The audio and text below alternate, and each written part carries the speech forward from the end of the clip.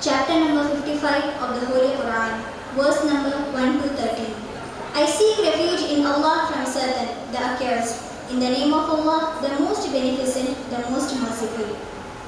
The most merciful taught the Quran, created man, taught him eloquence. The sun and the moon, more precise calculation, and the stars and trees prostrate, and the heaven he raised and imposed the balance, that you not transgress within the balance, and establish weight in justice, and do not make the deficient the balance. And the earth he let out for the creatures, therein is fruit, and palm trees having sheaths of dates, and grain having scented lands.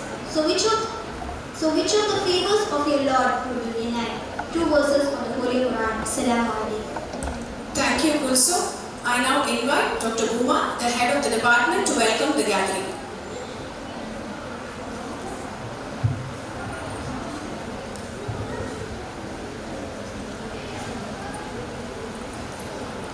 Good morning. I am proud, moved and touched by the opportunity to be here at this point of time to celebrate the 50th year of establishment of the Commerce Department among our team headed by the missionary management led by our correspondent Mr. Faizur Rahman Saeed Baraklaw, and ever supportive principal Mrs. Amtul Aziz, a facilitating and helpful administration, enthusiastic teachers, and our young scholars of the undergraduate and postgraduate programs. On behalf of all of us, I extend a warm welcome to our distinguished guests, Mrs. Aruna Ranganathan, Industrialist and Fine Arts Connoisseur, Dr. R. Ravanan, Joint Director of College Education, Chennai Region, and Professor R. Rangarajan, Professor and Head of Department of Commerce, University of Madras. Their presence amidst pressing engagements adds to the grandeur of the occasion. In the eternal words of Maya Angelou, activist, poet and author, nothing succeeds like success. Get a little success and then just get a little more. That's just what we did. We took the road less traveled in 1971 when our founder, Mr. Bashir Ahmed Saeed, and his illustrious wife, Mrs. Fatima Akhtar, who had the vision to start a BCom program for women. We followed it up with more and more success, and here we are, 800 young ladies in a batch, to celebrate the journey together with indefatigable energy and focus, moving relentlessly ahead, without pausing to wonder about who built the edifice, who did the detailing and decor, who built reinforcements, and we nourished the dream of thousands to pass through these doors and into a world of opportunities. Today we are 50, a little more. After all, the pandemic set back time by a year and a half. We come to the grand finale of the intellectual celebrations of igniting minds. As our Dr. APJ Abdul Kalam would say, replete with events, lectures and presentations, debates and discussions that have helped us etch the 50th year of this department in our minds as well as that of every individual who made it happen. Is it a finale though? This year is not a program but a process. We hope it will continue to foster the generations to come so that in the 75th year they would have made greater strides and remember our contributions to that journey. It gives me immense pleasure to mark this occasion with my team as I will retire later this year. It is joyous to celebrate in the presence of such a huge body of academicians, guests of honor, and our staff in this very campus. Joining us in this joyous occasion, I am privileged to welcome in our midst our esteemed guests for the day. Mrs. Aruna Ranganathan, Industrialist and Fine Arts Connoisseur, Mr. R. Ravanan, Joint Director, and Professor R. Rangarajan, whose presence between pressing engagements adds to the grandeur of this occasion. Our guest of honor, Mrs. Aruna Ranganathan, is a multifaceted person, and she is an honors graduate in economics from Bombay University. She aced her chartered accountancy course at the young age of 23 and joined her father in the chemical industry space. She then moved on to South Africa, where she was a managing director and CEO of a large family-based business, Samudra Shoes. Samudra was a collaboration that pioneered in a unique brand of sports, equestrian and casual footwear. Call of her homeland brought her back to India in 2005. She is now a manager for Shankara Properties, a real estate development firm. She is a musician and has performed from the age of 5 and has now transformed to a patron and curator in the Sabha circuit. She is the treasurer and board member of Valedictory since 2016. She also works for the cause of addressing issues related to women labor in industry. She actively engages in the domain of skilling in culture through community level interventions under the aegis of Rukmini Arts. We welcome you, ma'am. Our next chief guest is the Joint Director of the Department of College Education, Chennai region, and has formidable credentials that showcases his depth of engagement in academia. He is an MSc, MPhil, PhD, FSMS, Chennai region, former principal of Presidency College, Chennai, former head, Department of Statistics, Presidency College, former Secretary, Indian Society for Probability and Statistics, General Secretary of Tamil Nadu Statistical Association. He has been felicitated and honored as recognition for his contribution in the field of statistics and his application to industry and society. A small sample is listed here.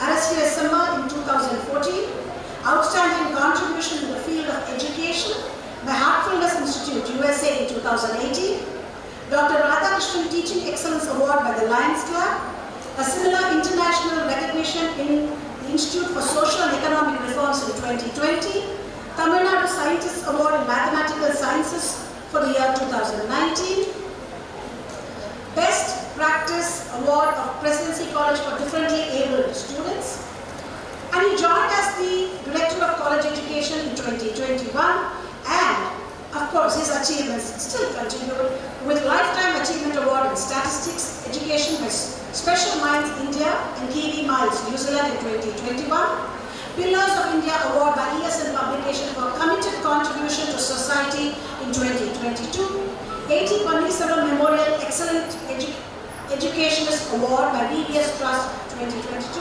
His contributions in the field of academics is laudable, and he has guided 12 scholars through PhD and 3 are currently under his guidance.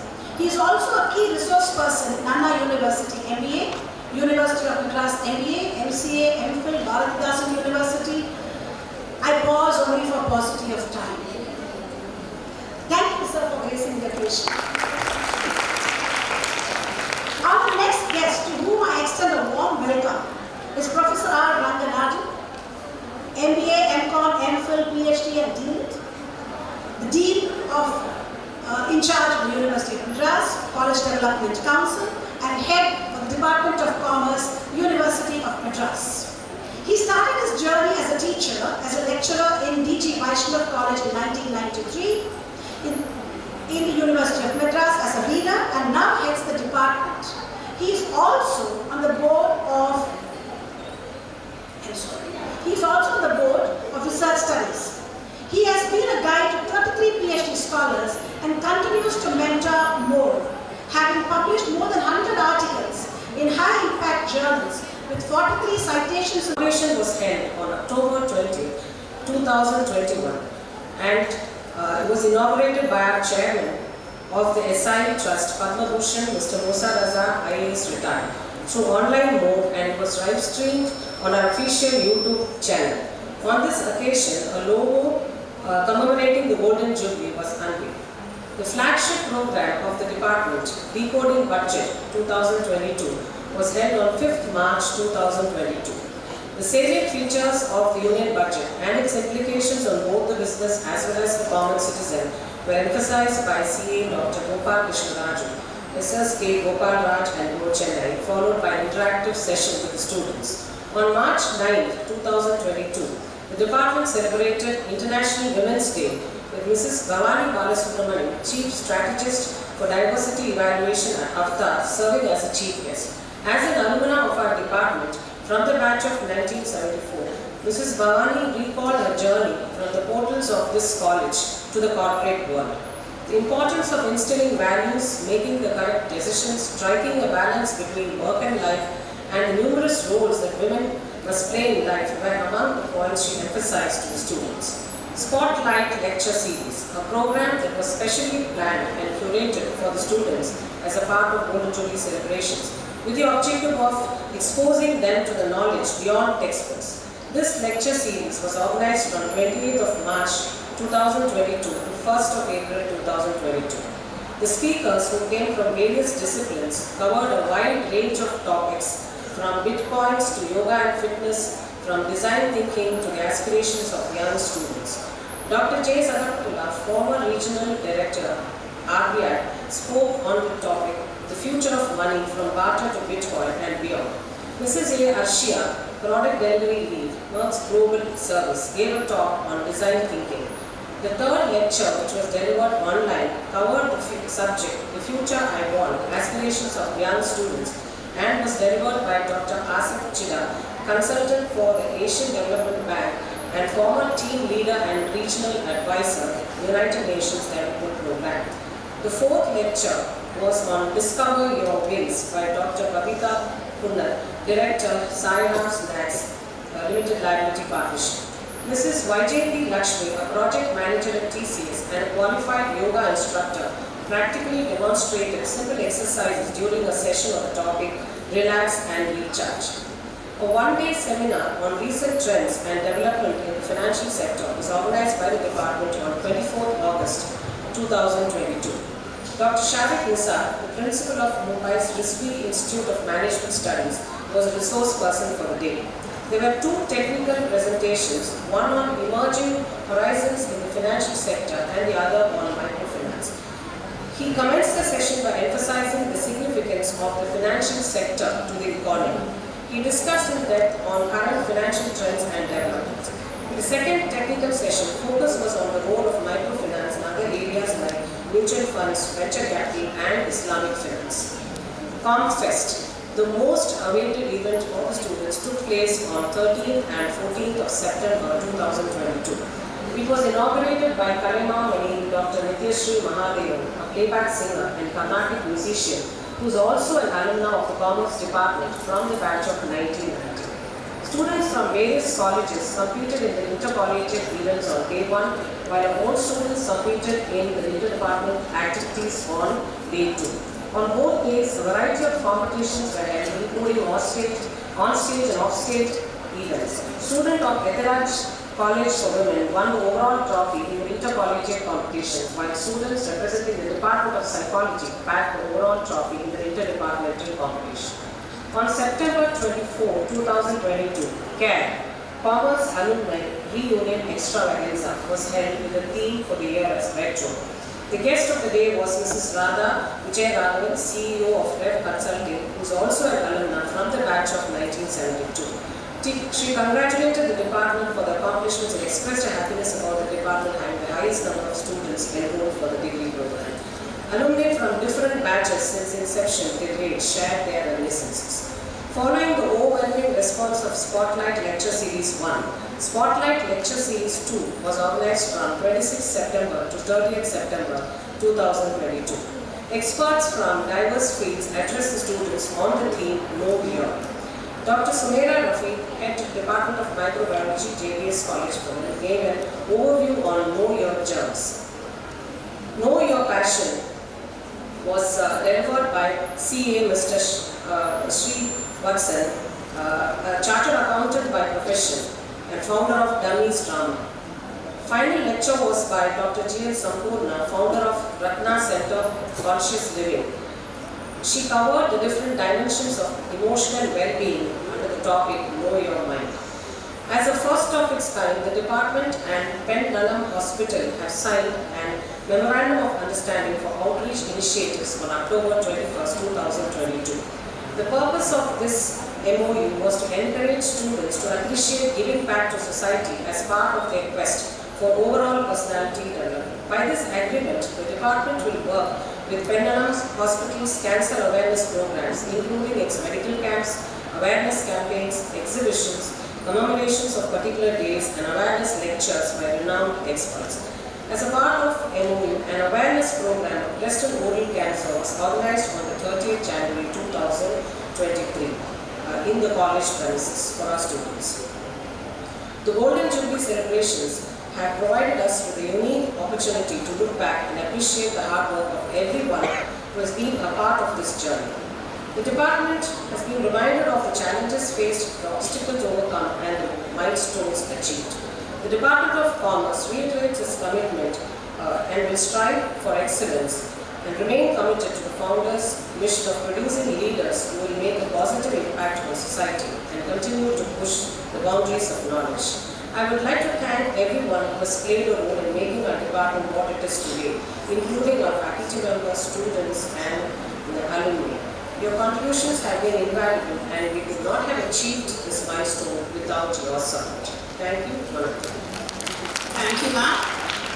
The department has compiled its 50-year journey into a splendid souvenir consisting of its legacy, milestones, and achievements, and it's time to release the souvenir. I request our correspondent, Mr. Faisal Rahman Sai, to please come up to the desk. I request Dr. Ravdan, our guest of honor, to kindly release the souvenir. I request our correspondent to accept the first copy of the souvenir.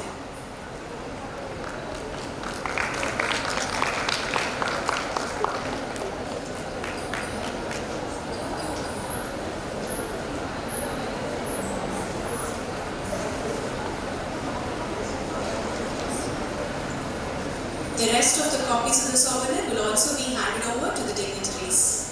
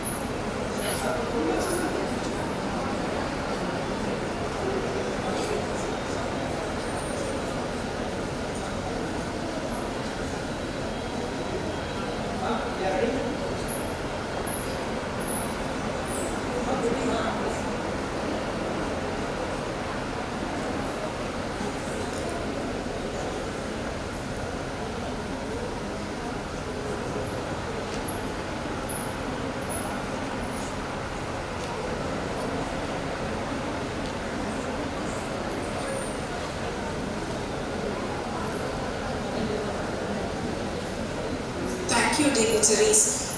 I request Dr. Ravanan, the Joint Director of Collegiate Education, to address the gathering.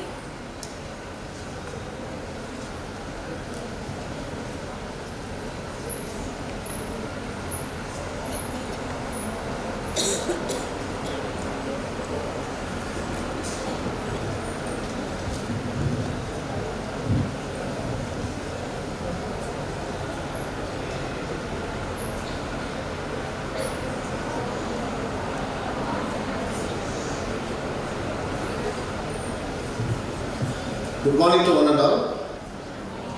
The most respected correspondent and secretary, Thiru Faisal Rahman Sayed, the respected principal,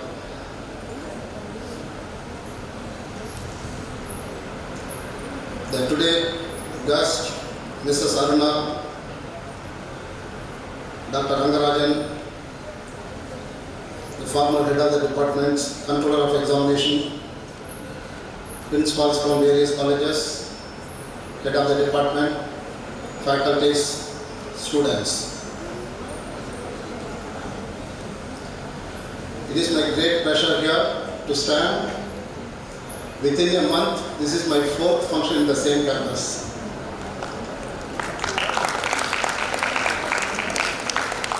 This shows there is some close association with me and this college.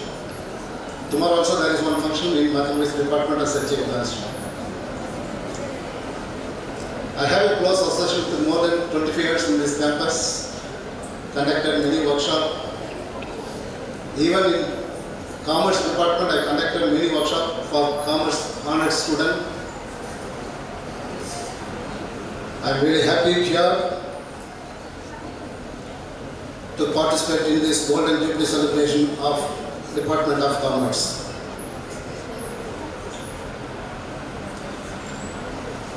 Our secretary is very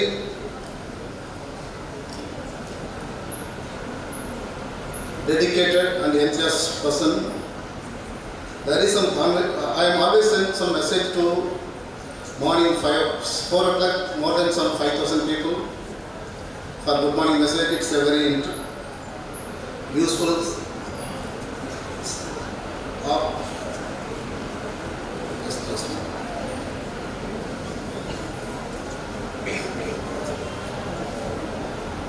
once sent message, your secretary always give reply at least weekly once. There is some conversation in the morning 4 o'clock. I want to read some conversation because how he is very interested in my health and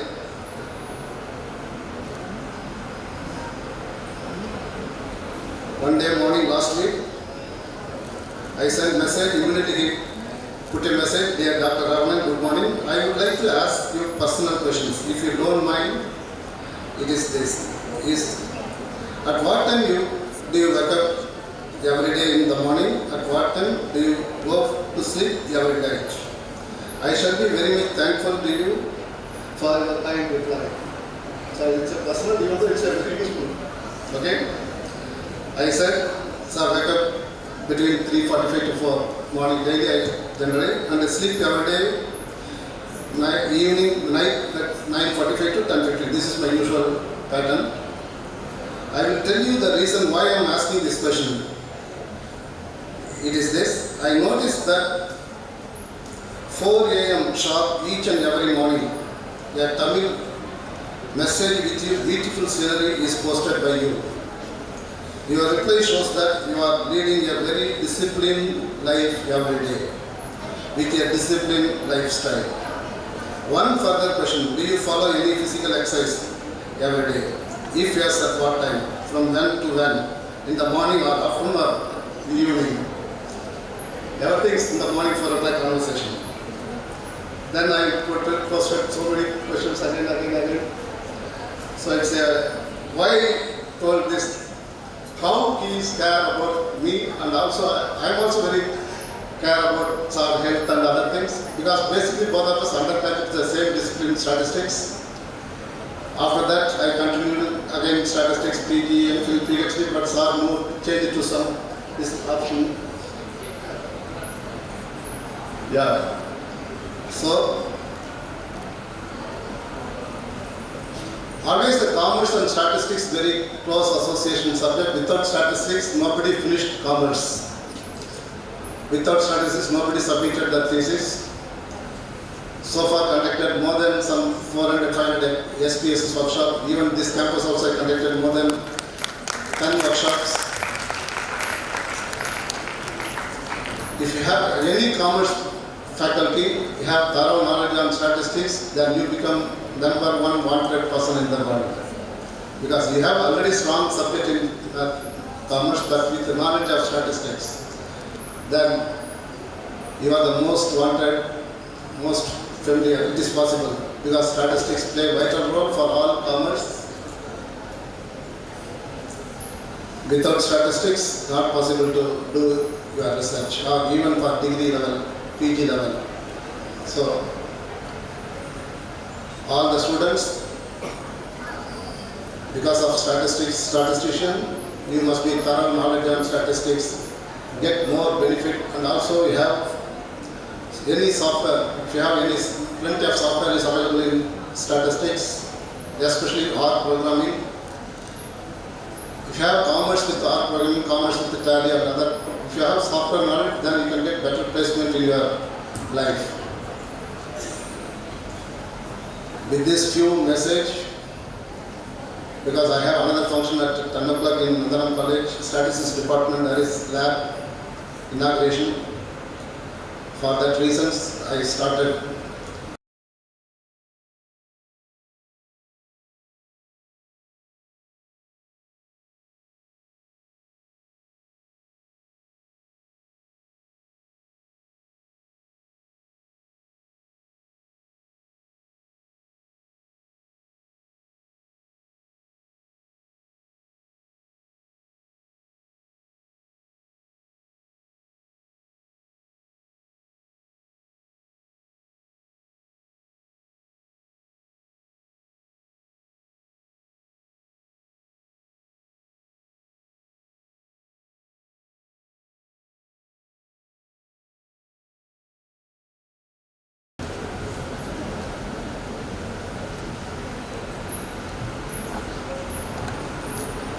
Good morning to all of you, and thank you, Dr. Kumar, for the introduction.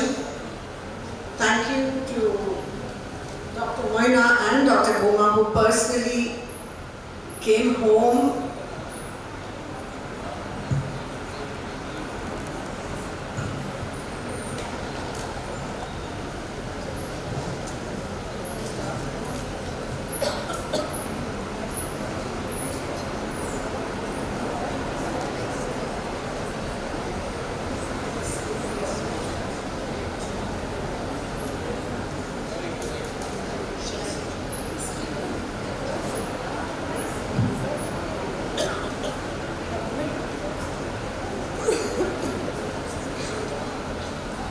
So I wish to thank both Dr. Guma and Dr. Moina, who personally came home to invite me for this absolutely wonderful, memorable 50-year celebration of Justice Bashir Ahmed Said College for Women, celebrating their 50 years after instituting the Department of Commerce. What a great journey it must have been. You can imagine it 50 years ago, what a great visionary. And what futuristic thinking Justice Bashir must have had to have started a Department of Commerce for women, and the first one in Chennai. I am particularly privileged to be here when I heard this was the very first college. And I said, what else can we give our women, other than education, confidence, good leadership qualities? Our women have everything. The Indian woman is filled with culture, family values, traditions. It doesn't matter where she comes from. She leads the family. She is part of why we are today a wonderful society with a great social structure. And to empower these women with knowledge and learning, and what else can I be happy about but to be a part of this particular function where I personally feel extremely connected and emotionally very, very, very happy. I myself, a student from Bombay University, I had great dreams. I wanted to work for a foreign bank and I wanted to travel the world, become a corporate head. But things were not the way I wanted it to be. So I did my BA in Honours in Economics from Bombay University, while I simultaneously walked into the internship of Chartered Accountancy. We were allowed to do that. I was 18. And at 18, I would get up at 5 in the morning, leave home, finish my morning college for my undergraduation, and head straight, take a bus and go straight to the town to do my internship and return home quite late in the night several times.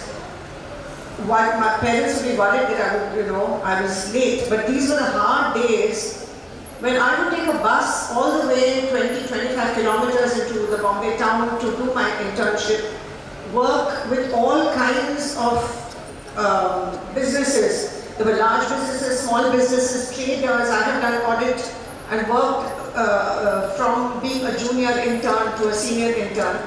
In the meanwhile, I was very fortunate to meet my husband.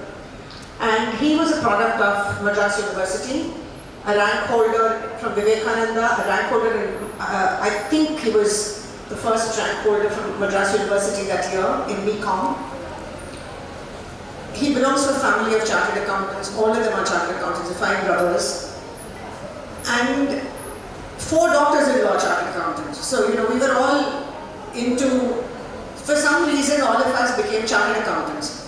Each one took a different step. Some of them continued being housewives, some of them, one of them practiced. I decided to join my father to do a business.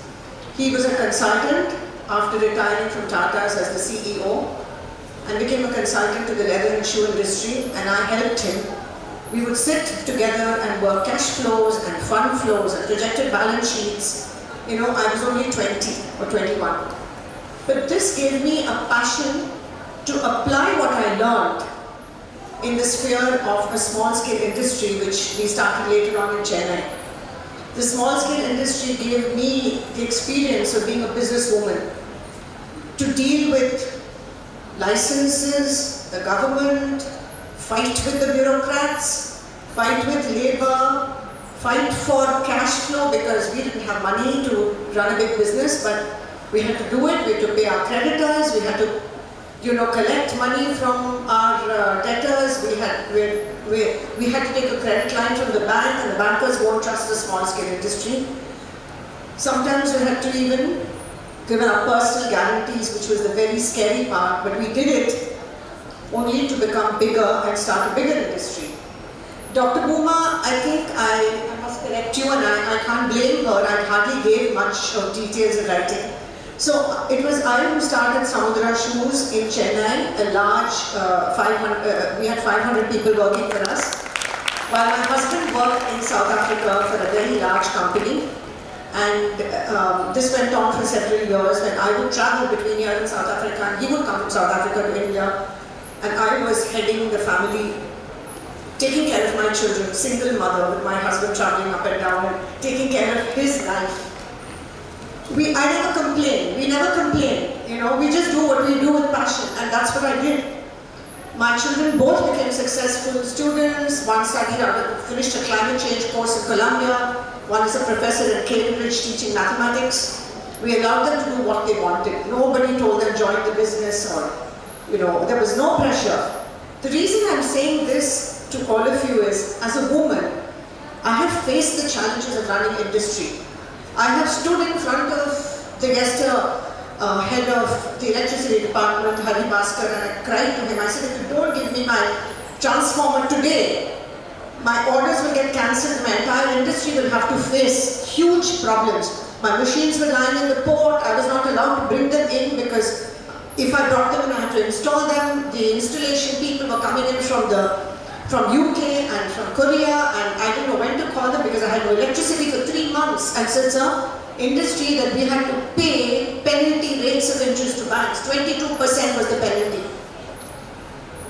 There were sleepless nights. I thought I had failed, but my father would say there's nothing called failure. Turn back and see. Look at the experience you gained. And I continued running that industry. The proudest thing I can say is every month, whether there was money for something else or not, we had money to pay our labor. Not one day did the labor force go back that month without taking their pay package home. It was very difficult, but I remember in my family, my mother actually sold something because she said the workers can't go without their pay package. We never defaulted on ESI and PF. These were the basic factors that made me believe I had to be ethical in my business. I cannot let down ethics. We never did anything wrong. Perhaps that's the reason why we couldn't really fly high, because after my husband left, I decided I can't take care of the business. take care of 500 people. So I decided quietly to work out a strategy to pay back the banks. I did that very successfully. We owed no money to creditors. We collected all our money from debtors. We paid every penny to the bank. We negotiated, got our reduction in our debts, and we paid the biggest banks, IDBI, Bank of Baroda, Vaishya Bank. There were so many people involved. In the course of my business, I traveled the world. I worked with customers all over the world. I traveled to the US, to UK, to France, Germany, attended fairs. I traveled to the Far East, to Korea and to Bangkok to collect my raw materials. I worked with the machine people to import better machines, upgrade my factory. I did everything that had to be done as an industrialist. But in 2006, I decided it was enough, and I would start working closer with the needs of society, which is why I moved on to serve, I can't say serve, but to connect with the social needs of our beautiful country. And a private trust that I headed, I used my time and energy and my resources to support, help, recognize the needs of the various sectors in our society, including women, including the tribal belt. There were a lot of things that I was able to do through my Rotarian connections. I started something called Keep Kotagiri Tea. So I lived in Kotagiri for a while, and it's a part of the Nilgiris belt, and it was the most pristine, beautiful town that untouched by the commercial Ooty, Kunur, and I said, let's start something called Kotagiri Tea. And this was even before Prime Minister Modi started the Clean India slogan that he started. And I remember everywhere it was keep Kotagiri clean, no plastic Kotagiri, and today we have implemented it. Kotagiri is very, very clean, there is no plastic. There are little things that we can do for society, and I want to just address one more thing.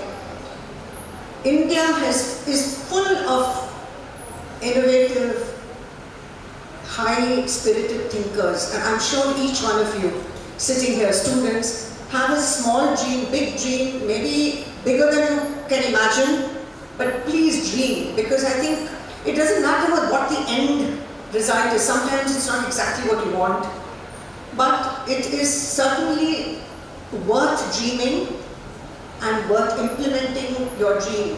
The efforts that you have to put in to make something happen, that gives you the happiness. There is a lot of effort, a lot of hard work. Nothing comes without hard work. And when you have finished your commerce studies, there is so much. I see the syllabus that you have today. We didn't have the same varied syllabus that is being offered today in the Commerce and Economics department. But it was so exciting. I actually wanted to come back and study, and I saw that syllabus. I said, I wish I got admission again to do my economics course, because there was so much that is being offered today. The varied subjects give you such a great perspective of the various aspects of trade, business, commerce, economics, the way the global economy is moving today. The times have changed. You can see India is at its best, glorious best, aiming and trying to become the world's third largest economy. We are somewhere aiming at $3 trillion. And then more, and we have a huge population, our strength, our social fabric is our strength. We are people who have done business for ages. I think even before 2,500 years before, 500 years before Christ, I think we had the best country that was doing business. We were called Sone ki Chidiyan. I've read in books that we were called Sone ki Chidiyan because our people went all the way and brought back bullions. They ensured our country remained rich. And we still are a very rich country. We are rich because of our population, because of our thinking, our culture. We are rich. I don't see this. I have traveled the world. I frankly haven't seen this. I always come back to my country and say, what a glorious country, but how much more we can do to make our future citizens the glorious citizens of a glorious global citizen. We have challenges ahead of us as a country. We have perhaps challenges as a country when we face global challenges like recessions or wars or, there are a lot of things are not in our control. But what is in our control is each one of us adds to the potential of the GDP of this country. And women are 50%, so why not? Why can't we? We should actually be adding the value, and we know how to do it because we have always been strong. I think I'm standing in front of women here, and I feel so powerful when I talk to women. I endorse the strength that women have shown through the ages. And to all the students over here, I do hope one day your business acumen or your entrepreneurship acumen, your leadership acumen, or whatever you have, whatever you can find within yourself, what inspires you. Who are your idols? You know, you can read about Indian authors writing about Indian businesses, Indian commerce, Indian trade. So don't take this graduation and education as your last, but it is possibly a drop in the ocean for all of you. Grow with the education and inspire your families, and tomorrow when you are mothers, wives, inspire your families to do the same. Learning and knowledge is something that this country believed in all the time, irrespective of which community or which part of the country they came from. And I would say, standing in a women's college today, seeing all of you, in the current age of economic prosperity in India, is something that I never believed would happen. I am particularly privileged and honored to be a part of this function. And I congratulate every one of you who has gone through the 50-year journey to make this happen. There cannot be a bigger landmark decision taken by Justice Bashir than to have started this college 50 years ago as the first women's college. And to all of you, I wish you all the very, very best in the future. And I do hope every one of you, you have a slogan called potential for excellence. I think the excellence is already there through the teaching, and the potential is already there in all of you.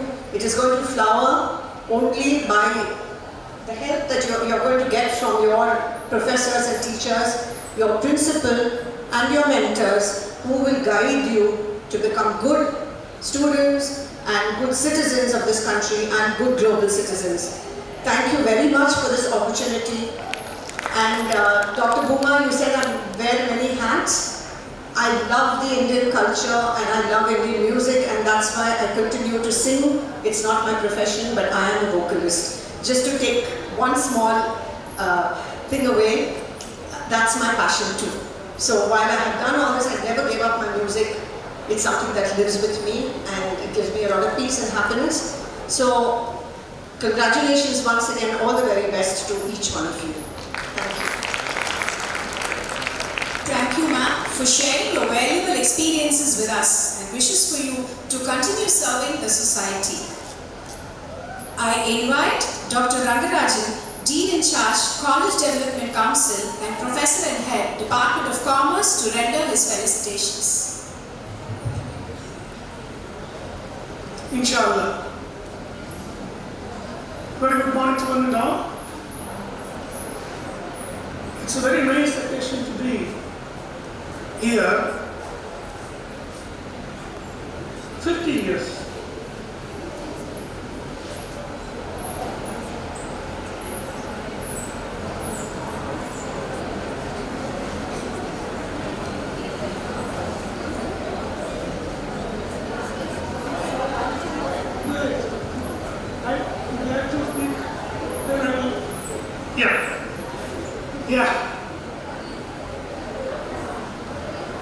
Today it is the Valedictory function of 50th year.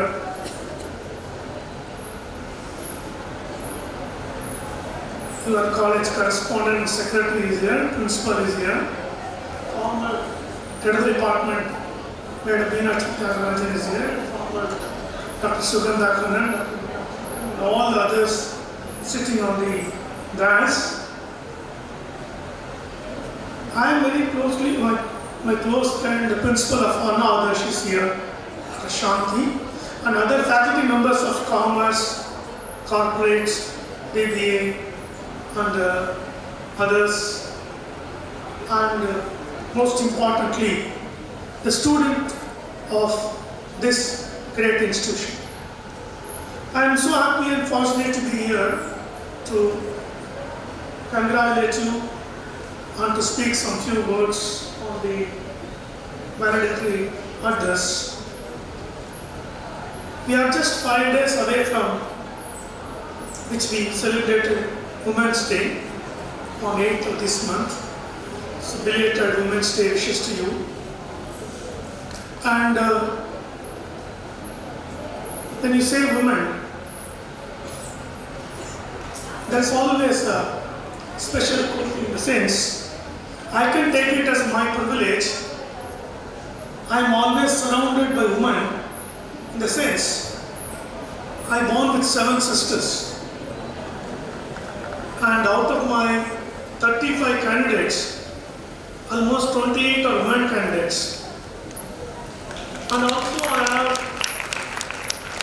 2 daughters, no son. So in a way I can claim proudly that I am always surrounded by women. And when you say women, probably I have a feeling that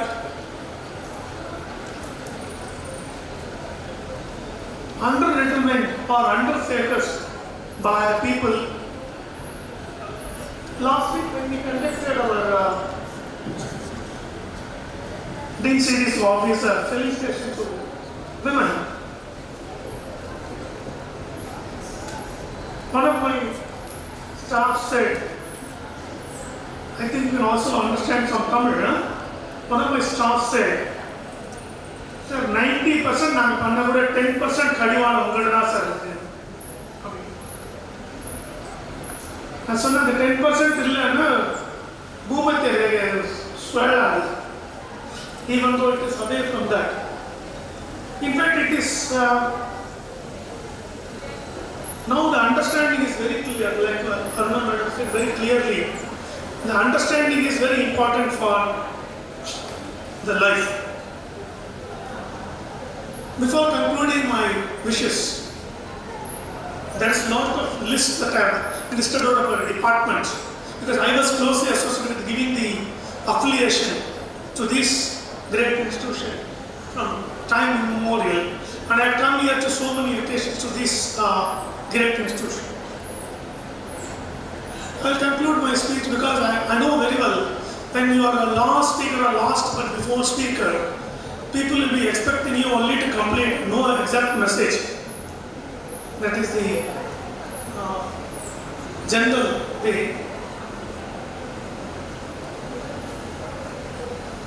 ஒருத்தர் போய் ஒரு சாமியார் கிட்ட கேட்டாராம், happy life எப்படி sir carry பண்ணுறது, எப்படி சாமி கேரி பண்ணுறது, ஹாப்பி லைஃப். சாமியார் சொன்னாலும் என் கூட நீங்கள் ஒரு நாள் தங்கணும், என் கூட இருந்தீங்கன்னா நீங்கள் கற்றுக்கலாம். சரி சுவாமி, நான் இருக்கிறேன். மார்னிங் ஈவினிங் என் கூட இருக்கணும். ஓகே, மார்னிங் எழுந்திரிச்சு ஆக்ஷன் பூஜை. தென் அவரை கூட்டிகிட்டு போய் வாசலில் காமிச்சார். ஒரு ரோட்டில் போது பாருங்க ஒரு கழுதை. அந்த கழுதை தான் என்னோட குரு. அவர் வந்தவருக்கு ஒரு மாதிரி ஆச்சு, நம்மள இப்படி குருன்னு சொல்லிட்டு வந்தோம். ஃப்ரெண்ட்ஸ்லாம் சேர்ந்து கழுதை திட்டினா நீங்கள் கோச்சிக்க மாட்டீங்க, டீச்சர் கழுதை திட்டா போகுது. அதே வேர்டு தான். Who says? ஸோ என்னடா சாமியார் கழுதையை பார்த்து சொல்கிறாங்க, பாருங்கள் காலையில் அது ஆத்தங்கரைக்கு போச்சு. சரி வாங்க சார் நம்ம போகலாம். போனார், சாப்பிட்டாரு. ஈவினிங் வந்து திரும்ப ஒரு மாதிரி காமிச்சிருப்பாங்க, என் குரு போகிற கழுதை. ஈவினிங் திரும்பி போச்சு.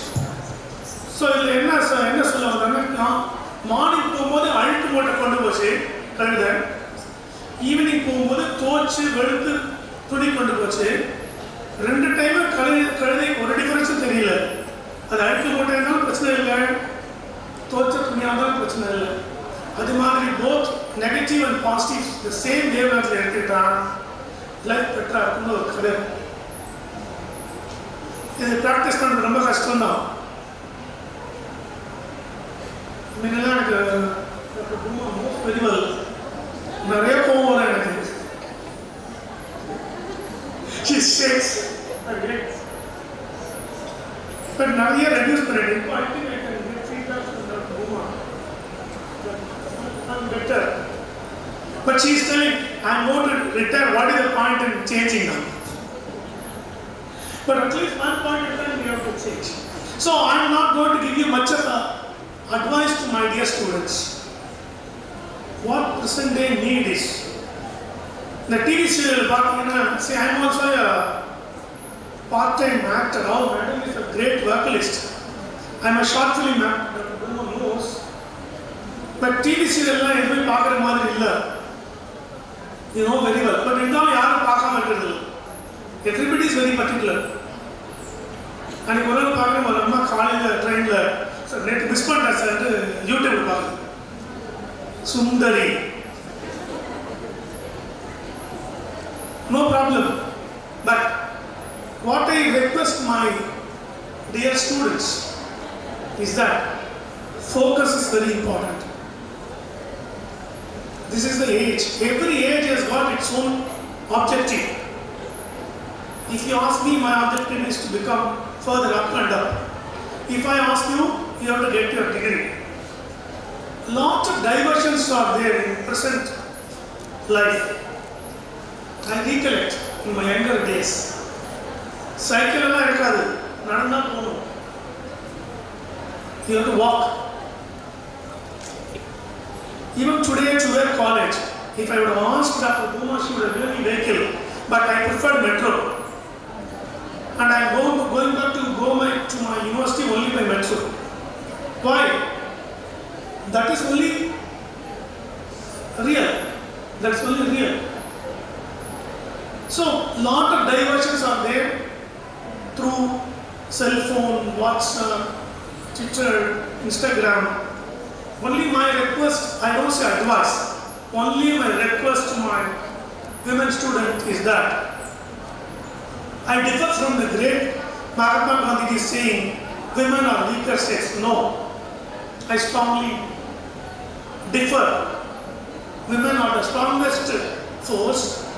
ஒரே request, இந்த புடவை கடையில் ஸ்பெண்ட் பண்ணுற மாதிரி டயத்தை spend time to choose your better off. That will be the only advice I give you. My girls, you will spend lot of time. 2 நாள் செலவு பண்ணி ஒரு ட்ரெஸ் வாங்கிட்டு வந்து ஃப்ரெண்டு சொல்லுவாங்க, இதே கலர் எங்கிட்ட இருக்கு, நான் முடிஞ்சு போச்சு, ஓவர். இதே டிசைன் எங்கிட்ட இருக்கு, ஓவர். பக்கத்து வீட்டில் இருக்குது, over. There are so many possibilities that போகும்போது சொல்லிட்டு வந்தாங்க, திரும்ப வருவேன், ரிட்டர்ன் பண்ணுறது. Just keep that in your mind and spend time in choosing your better off, so that your life will be, you're choosing a very best institution. 50th year, I'm telling you. In fact, my sister studied way back here, some science group. So in a way, I am also indebted to this university family. So keep that in your mind. Of course, with regard to subject also, I should give you some advice. Honorable Chief Minister Tamil Nadu has announced non-movement scheme, which I am closely associated with as a Dean's ADC, and I am giving almost every day night mark to the principal, because the communication will come in the morning, also to the COE. Communication will come in the morning, and we are supposed to send it by the evening. Sometimes I may send at 4:45, by the time most of the staff would have gone except the principal and the controller. But no other option. Our Honorable Prime Minister of India and our Honorable Chief Minister, our Honorable Education Minister, they may differ, but they all work only in the welfare of the students through various schemes.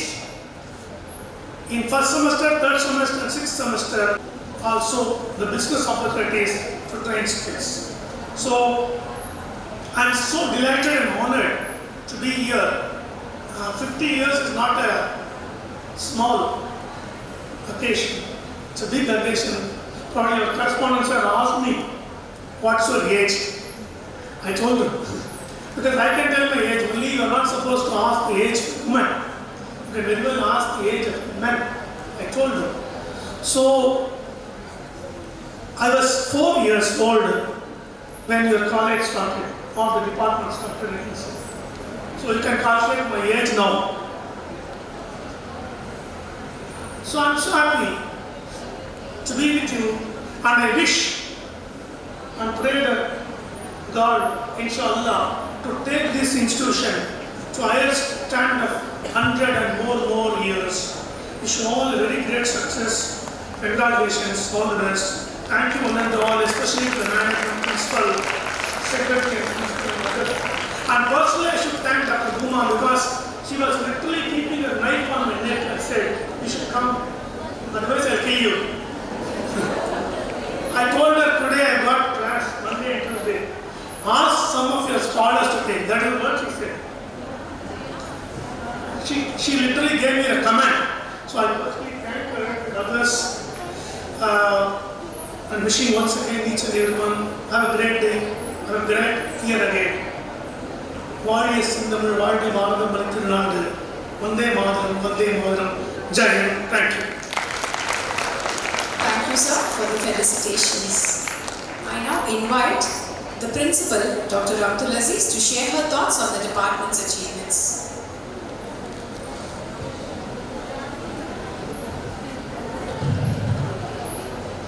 Bismillahirrahmanirrahim. I begin in the name of the Almighty, the Beneficent, the Merciful, and I greet you all with the greetings of peace. Assalamu alaikum wa rahmatullahi wa barakatuhu. Assalamu alaikum wa rahmatullahi wa barakatuhu.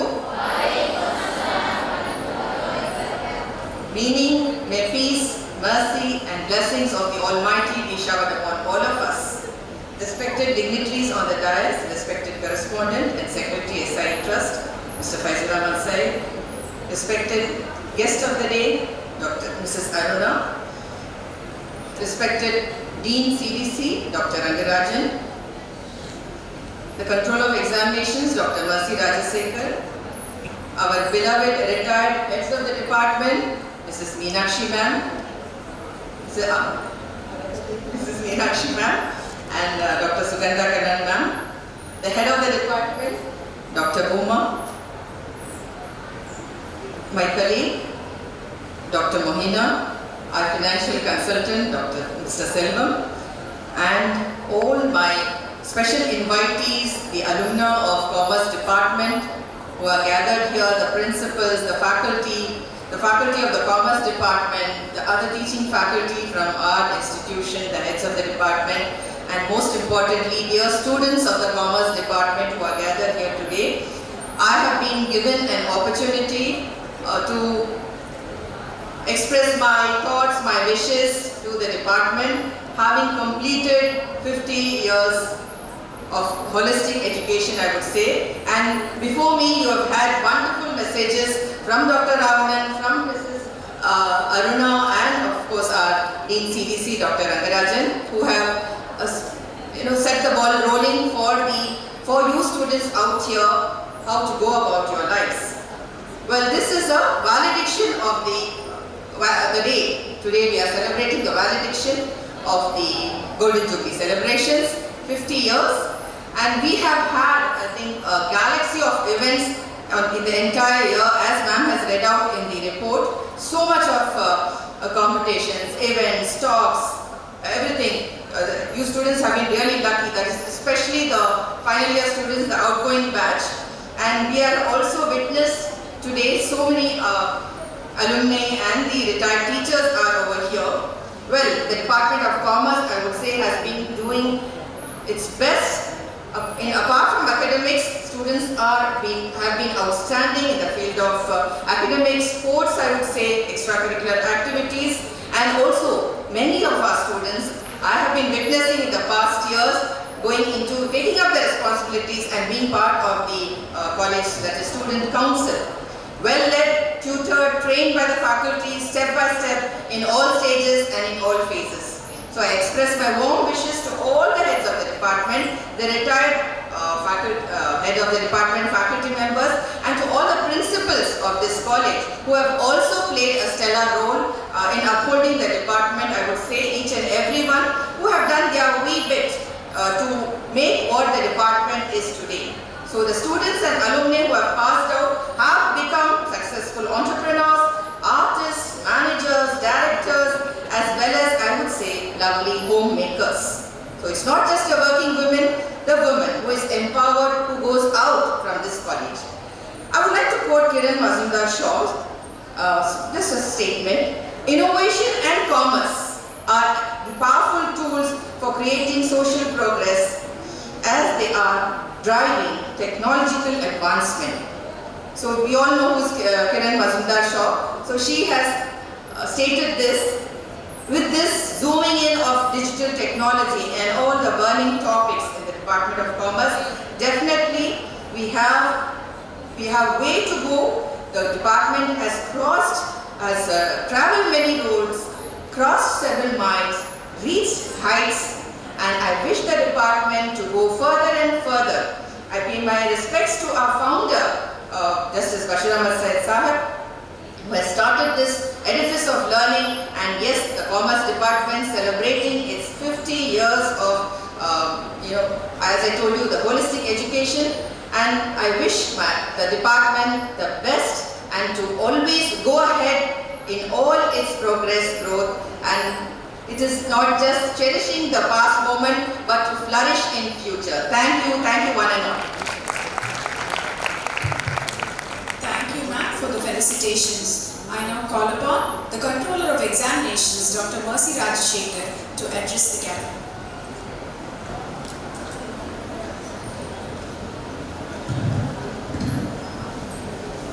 Respected Secretary of the SIS Trust and Correspondent of JBA's College for Women, Mr. Faizur Rahman Salih, Principal Dr. Amtar Aziz, Vice Principal Dr. Shaira Banu, Head of the Department of Commerce, Dr. Burma, faculty members of the department, guests of honor, Dr. Raman, Mrs. Aruna and Dr. Rangarajan, retired faculty members, special invitees and dear students, good morning to one and all.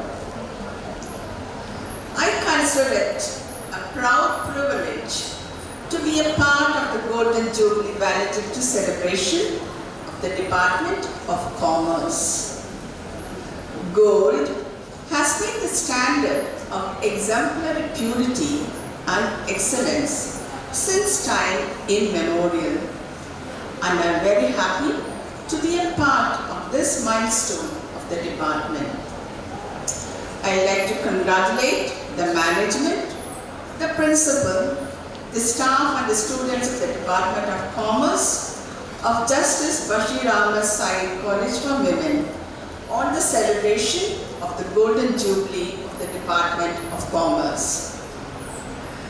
This college, instituted in 1955, provided opportunities to young women who wanted to enter the professional arena and participate as equals in the nation-building project envisioned by our founder, Justice Bashir Ahmad Syed, and his beloved, illustrious wife, Mrs. Fatima Akhtar. It is indeed a matter of satisfaction that the Commerce Department has successfully striven for the empowerment of young women for the last 50 years, whether it was in the field of academics or co-scholastic enrichment.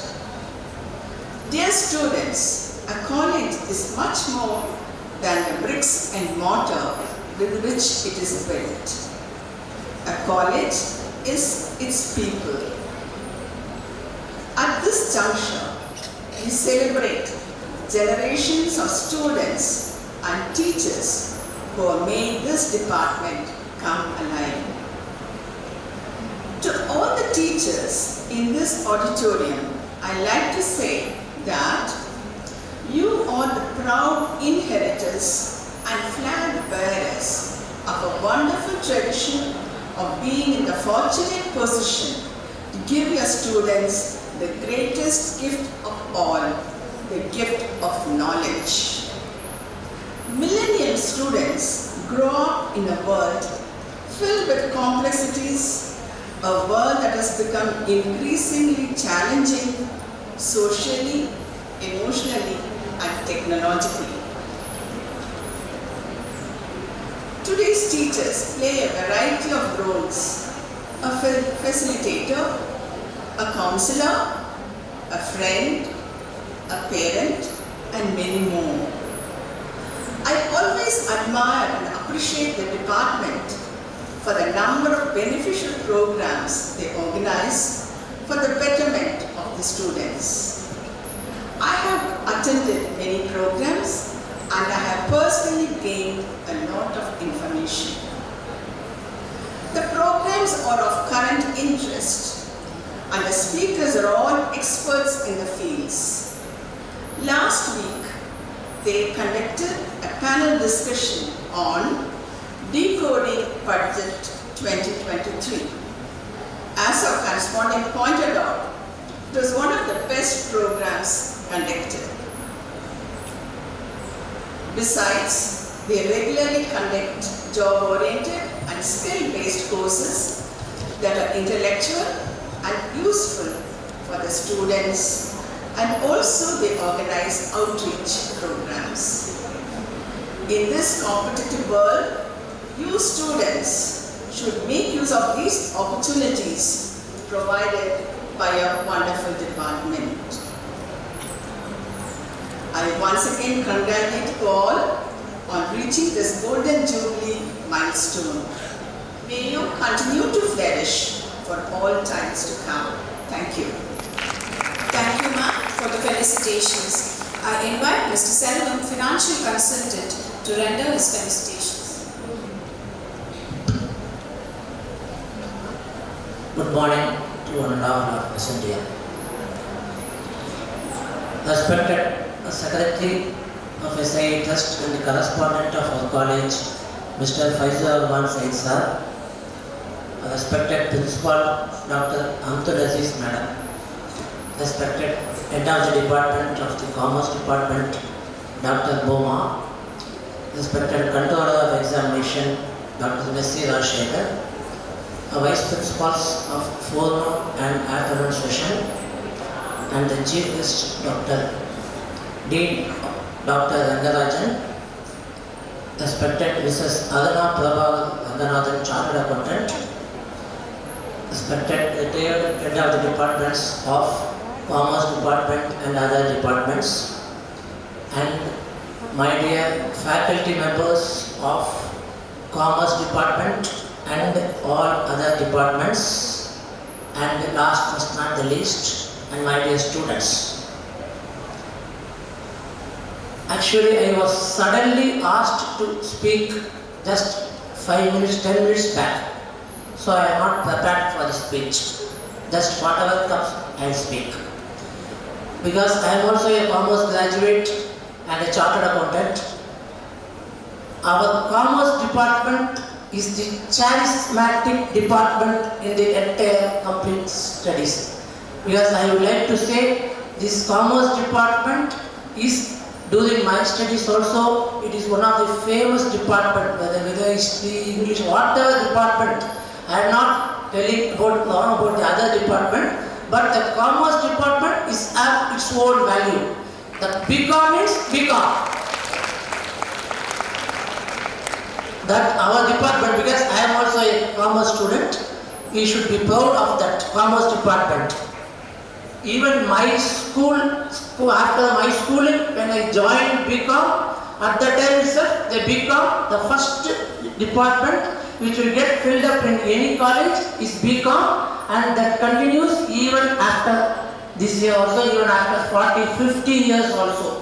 So that we should be proud of our being fraternity of our commerce department. And now coming to our Golden Jubilee, I cannot forget that in 2021, when Dr. Boma Madam came one day when I was sitting in principal's room, sir, in the வருஷம் நமக்கு Golden Jubilee அதனால we have to celebrate in a grand manner சொன்னாங்க. But unfortunately at the time we were all affected by the pandemic of COVID. So in the first lecture, madam, to be frank, I said we need not celebrate, madam, because pandemic, college itself is running online, so why to celebrate? But she was slightly upset at that time. Upset. But slowly, but she didn't give up. She was telling 21, no sir, we will celebrate afterwards. So 21, 22 came to an end. When 22, 23 started, she said that this year we will celebrate. Even if it is 51st year, we will celebrate Golden Jubilee. So I said, okay, go ahead, madam. So that was the starting point. So that is the reason we are celebrating this Golden Jubilee in the 51st year. That is 22, 23. Actually, we started in 1971. So this Commerce Department, I know from the beginning, it is one of the vibrant, enthusiastic department. And all of you know, this department's motto is choices, chances and changes are never missed. This department will never miss these three. It is the department's tagline. The department, certain things and all, you normally this academic council, syllabus, this and all, I won't interfere because it is not my subject. But when commerce subject comes, I will voluntarily myself involved. When any new subject this comes, they will introduce that immediately. When the tally comes, I think the first we introduce the tally. Like that, lot we can tell. So one of the enthusiastic department, they think differently and they will never miss any opportunity. And I congratulate Dr. Bhuma madam and all other faculty members of Commerce Department for conducting this Golden Jubilee in a grand manner, and now we are in the far end of the Golden Jubilee celebrations. I should not forget the students also. This is one of this department is having more students compared to all the other departments. So the strength also is more. So with this I want to conclude my congratulations to the department staff and all. Thank you very much. Thank you for the felicitations, sir. I call upon Dr. Shanti, Principal, Anna Adarsh College for Women, and alumni of the department to address the gathering.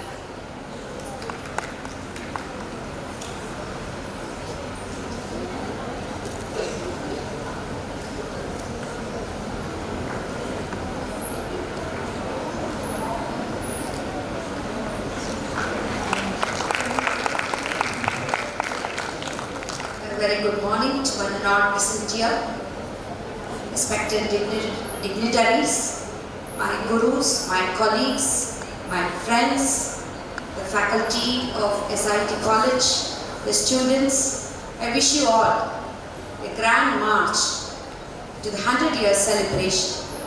I could not miss this function because of my close friend's order that I should be here. And thank God I didn't refuse. So I become part of the history of this great institution. Wish you all the very best, keep doing well, and we seek your cooperation in all our endeavors. I carry the good wishes of Anna Adarsh College, our management's wishes, our faculty, students, all their wishes, and keep growing and keep shining. Thank you very much. Thanks for the opportunity. Thank you so much, ma'am. I now call upon Dr. Sudha, Assistant Professor, MOP Vaishnav College, also an alumni of the department from the first EdCom batch, to render her felicitations.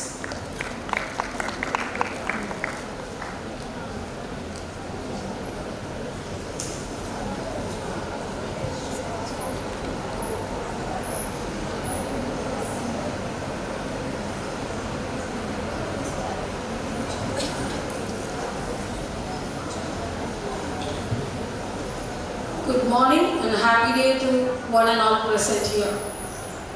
In MOP, we always start speech with happy day. Respected members on and off the dais, and my gurus standing on the dais.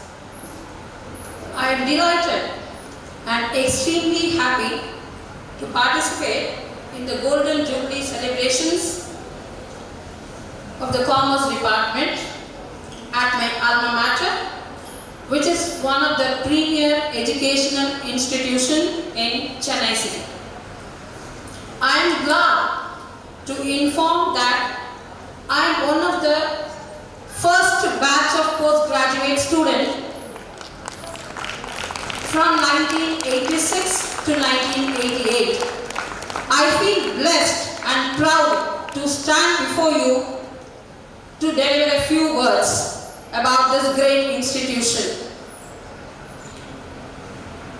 I am thrilled to be back again in this campus and feel very nostalgic about the days I spent at this wonderful institution. It was a golden period of learning and as well as enjoyment. As we were the first batch, I should tell you that we were given special privilege during our study period. We were given focused attention by all our faculty members. Thank you, teachers sitting on the dais. I am deeply honored for the invitation extended to me to attend this 50th year of wonderful celebration of the Department of Commerce.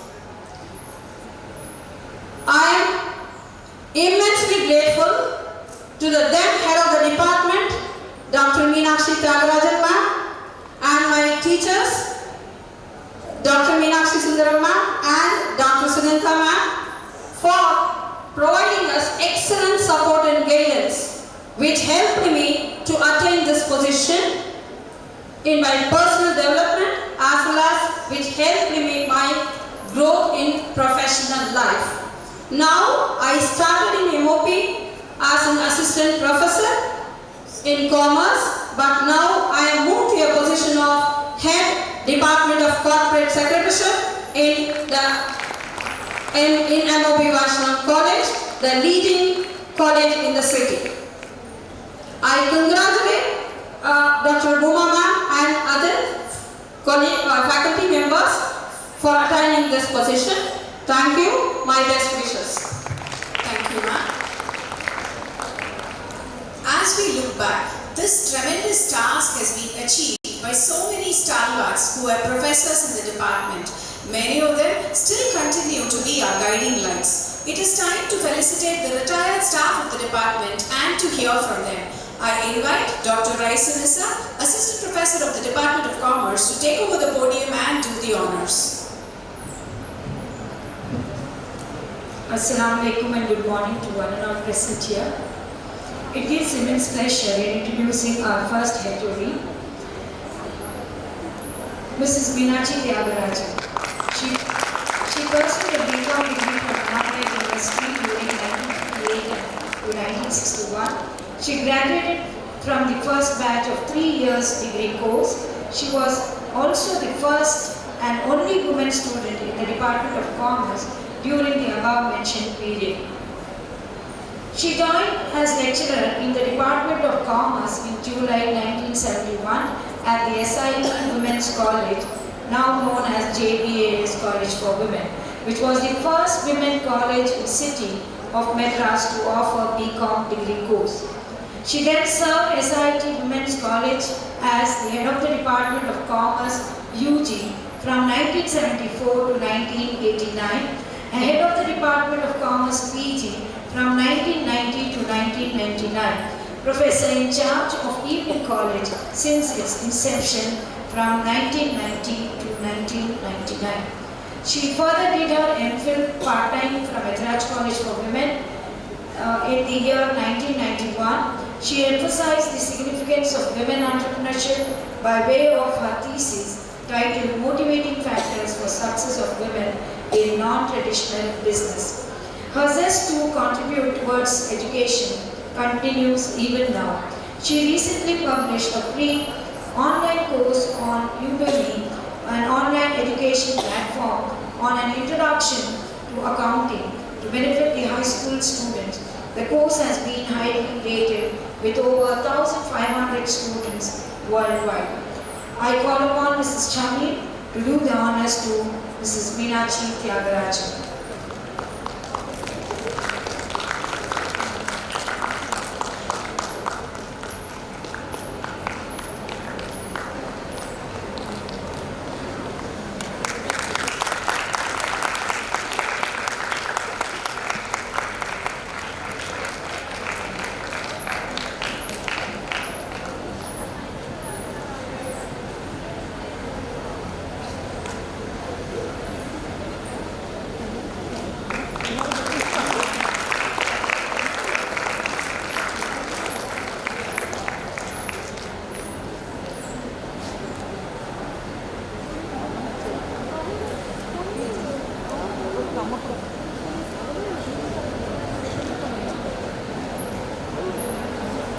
next person, Mrs. Meenachi Sundar. Joined this esteemed institution in the year 1976 as a lecturer. She is known for her expertise in corporate accounting. She was loved by all her students. She completed her MPhil from New College, Chennai, and later she became the head of the department in the year 2000 and retired in the year 2005. I request Dr. Shamsu Nisar to do the honors.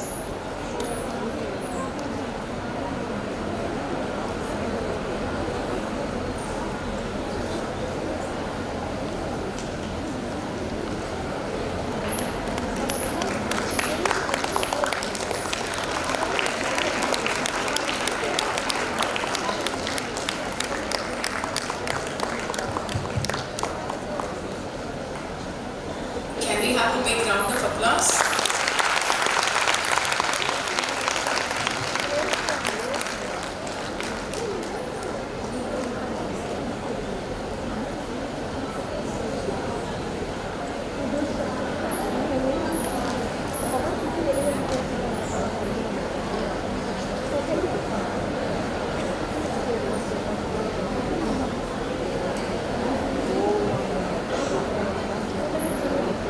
Dr. Sugandha Kannan. Dr. Sugandha Kannan joined this esteemed institution on 2nd August 1976 with an experience of 36 long years with teaching specialization on finance, taxation and law subjects, retired in the year 2013. She became the head of the department in the year 2006 and during her tenure, MPhil was introduced in 2008. The department was recognized for part-time PhD course and 4 candidates completed doctoral program leading to PhD degree. She has guided MPhil student candidates of our college and Madurai Kamaraj University.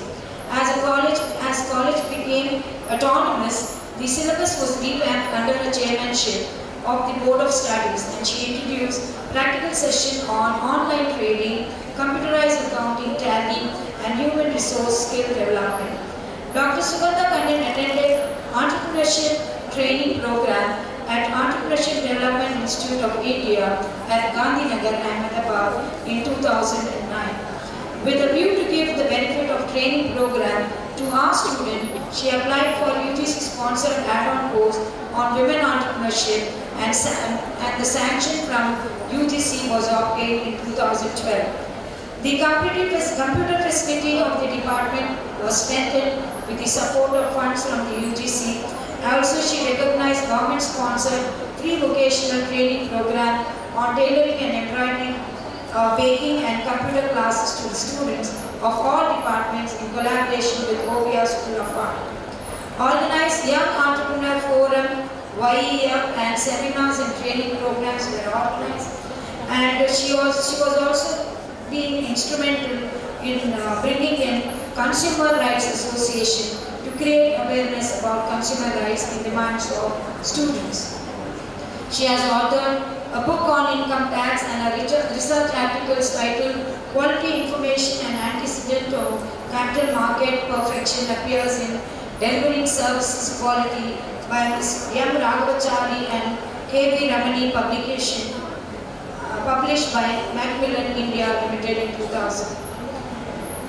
She has presented papers in international and state level seminars, and she has contributed to the lessons of management, accounting and management for management courses, contributed lessons on management for MBA courses of the institute.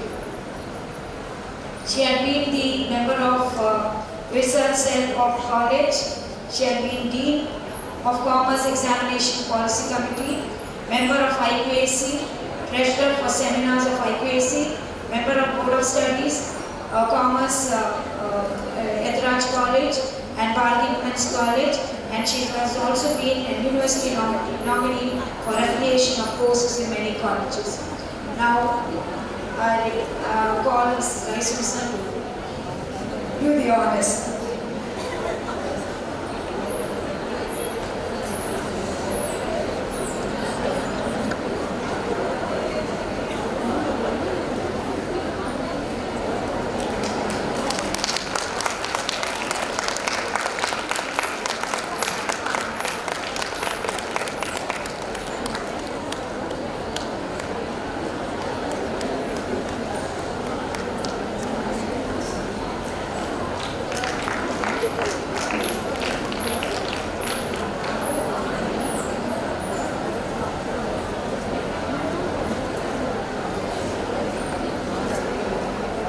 Due to unavoidable circumstances, the other members could not join this function.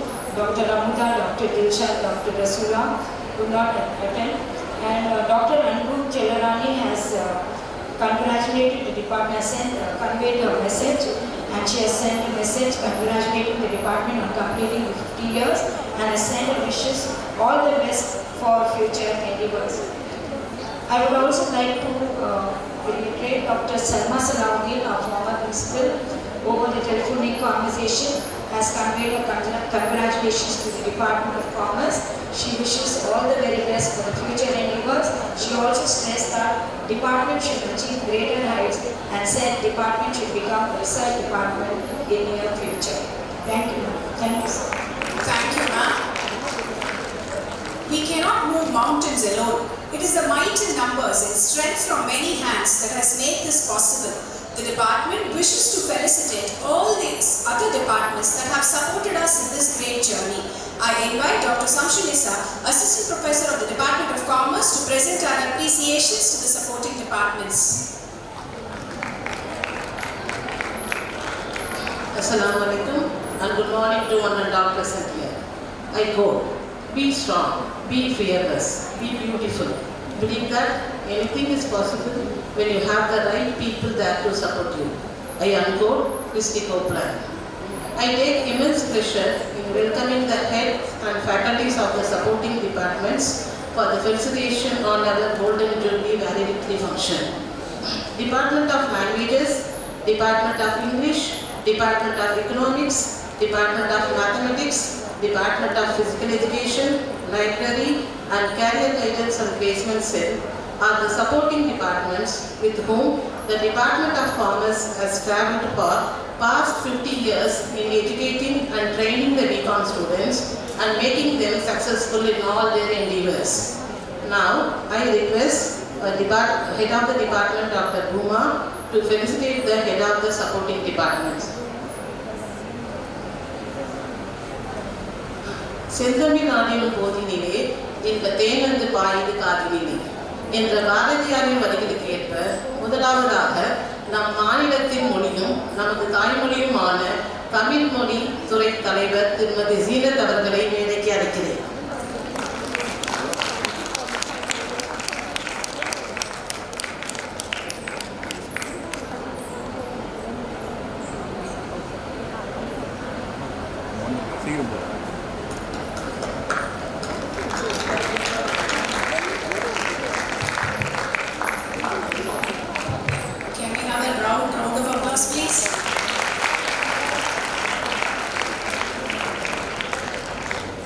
Hindi is the soul of Indian culture.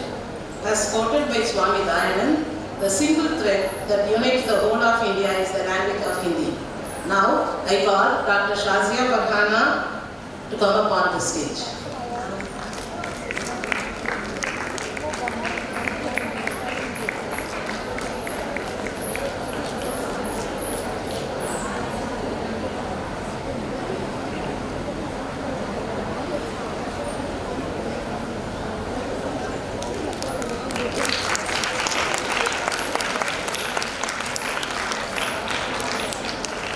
Thank you, Shazia.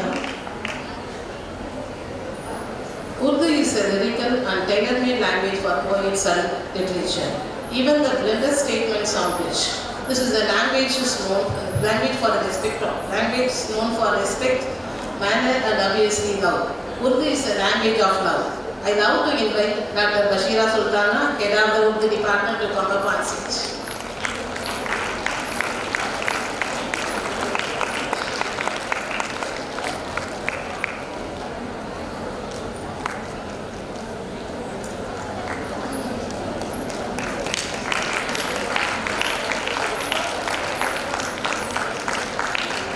Dr. Bashir. French is a working and an official language of the United Nations, the European Union, UNESCO, NATO, the National Olympic Committee, International Red Cross and international courts. The proficiency in this language is essential for anyone considering a career in any international organization. I am glad to invite Dr. Valedictory, Head of the French Department, to the stage.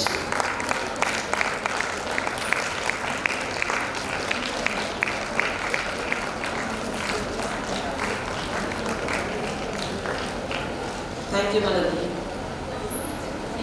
Sanskrit is considered as the Deva Bhasha and language of gods. It is recognized as the storehouse of scriptures and as the language of prayers in Hinduism. Now, I request Dr. Sujata ma'am, head of the Sanskrit department, to come up on stage.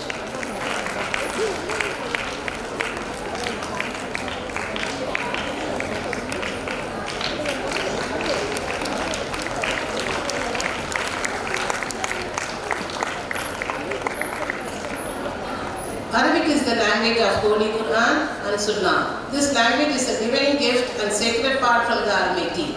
Arabic is the mother of all languages in this world. So I am proud to invite Head of the Arabic Department, Dr. Nafisa Masood, to the stage.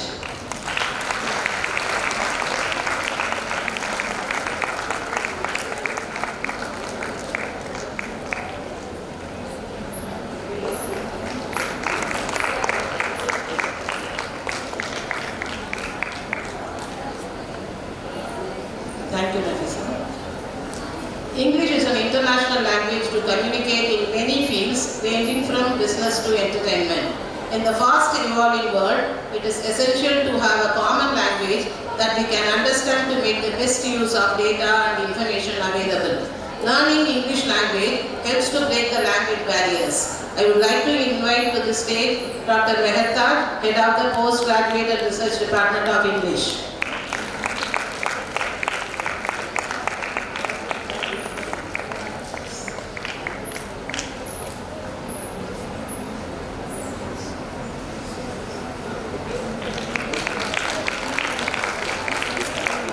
Thank you, ma'am. Economics and commerce are closely related field of study. The study of economics helps the students to understand the world around them. It is of special importance to commerce students because business rely on economics for product research and development, marketing, and many other decision-making strategy. I am especially inviting Dr. Jabina ma'am, Head of the Economics Department, to the stage.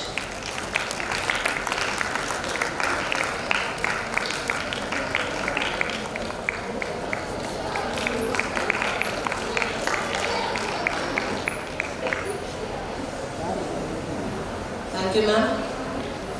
Mathematical methods and tools become crucial part of every business organization. The knowledge of mathematics should be made necessary for each and every commerce student as it plays a key role in any business. So, Commerce Department wish to honor the Mathematics Department for their contribution. I request Mrs. Sabira Parveen ma'am, Head of the Mathematics Department, to come up on the stage.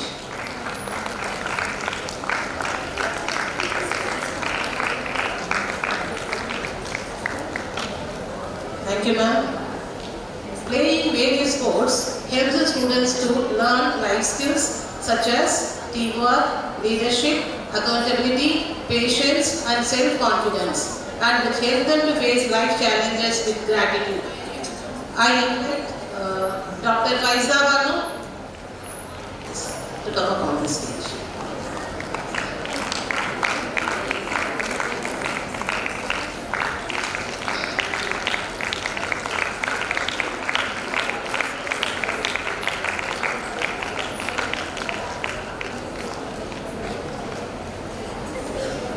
Thank you, Dr. Faiza.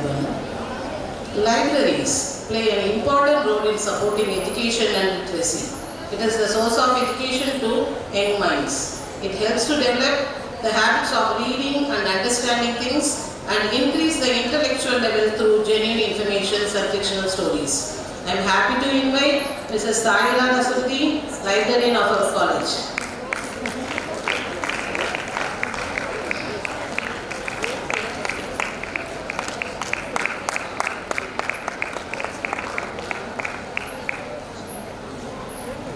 Thank you, ma'am. Career Guidance and Placement Center helps our students to get ready for various interviews and makes them to become industry ready. It also equips our students with relevant skills in the respective field of study.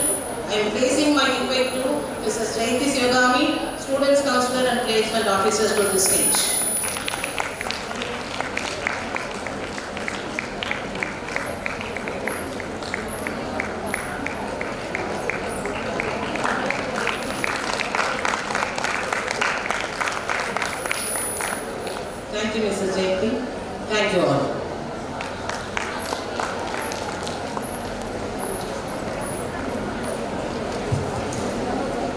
Samshunisa.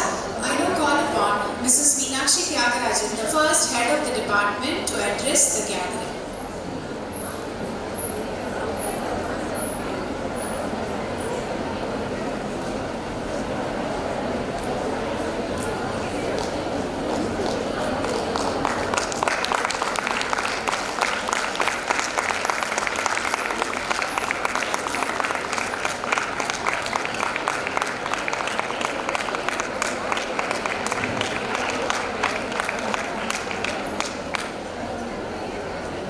Respected members on the dais,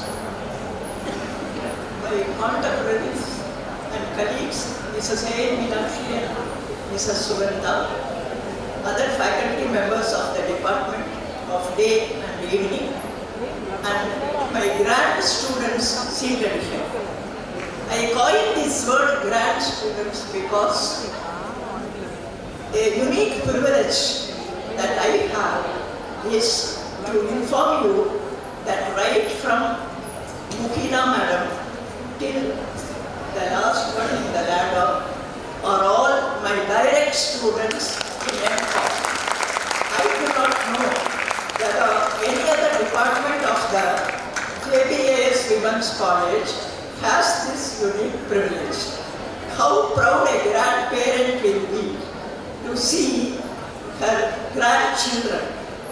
I feel in that position today, seeing all of you as my students. That is why I use the word grand student.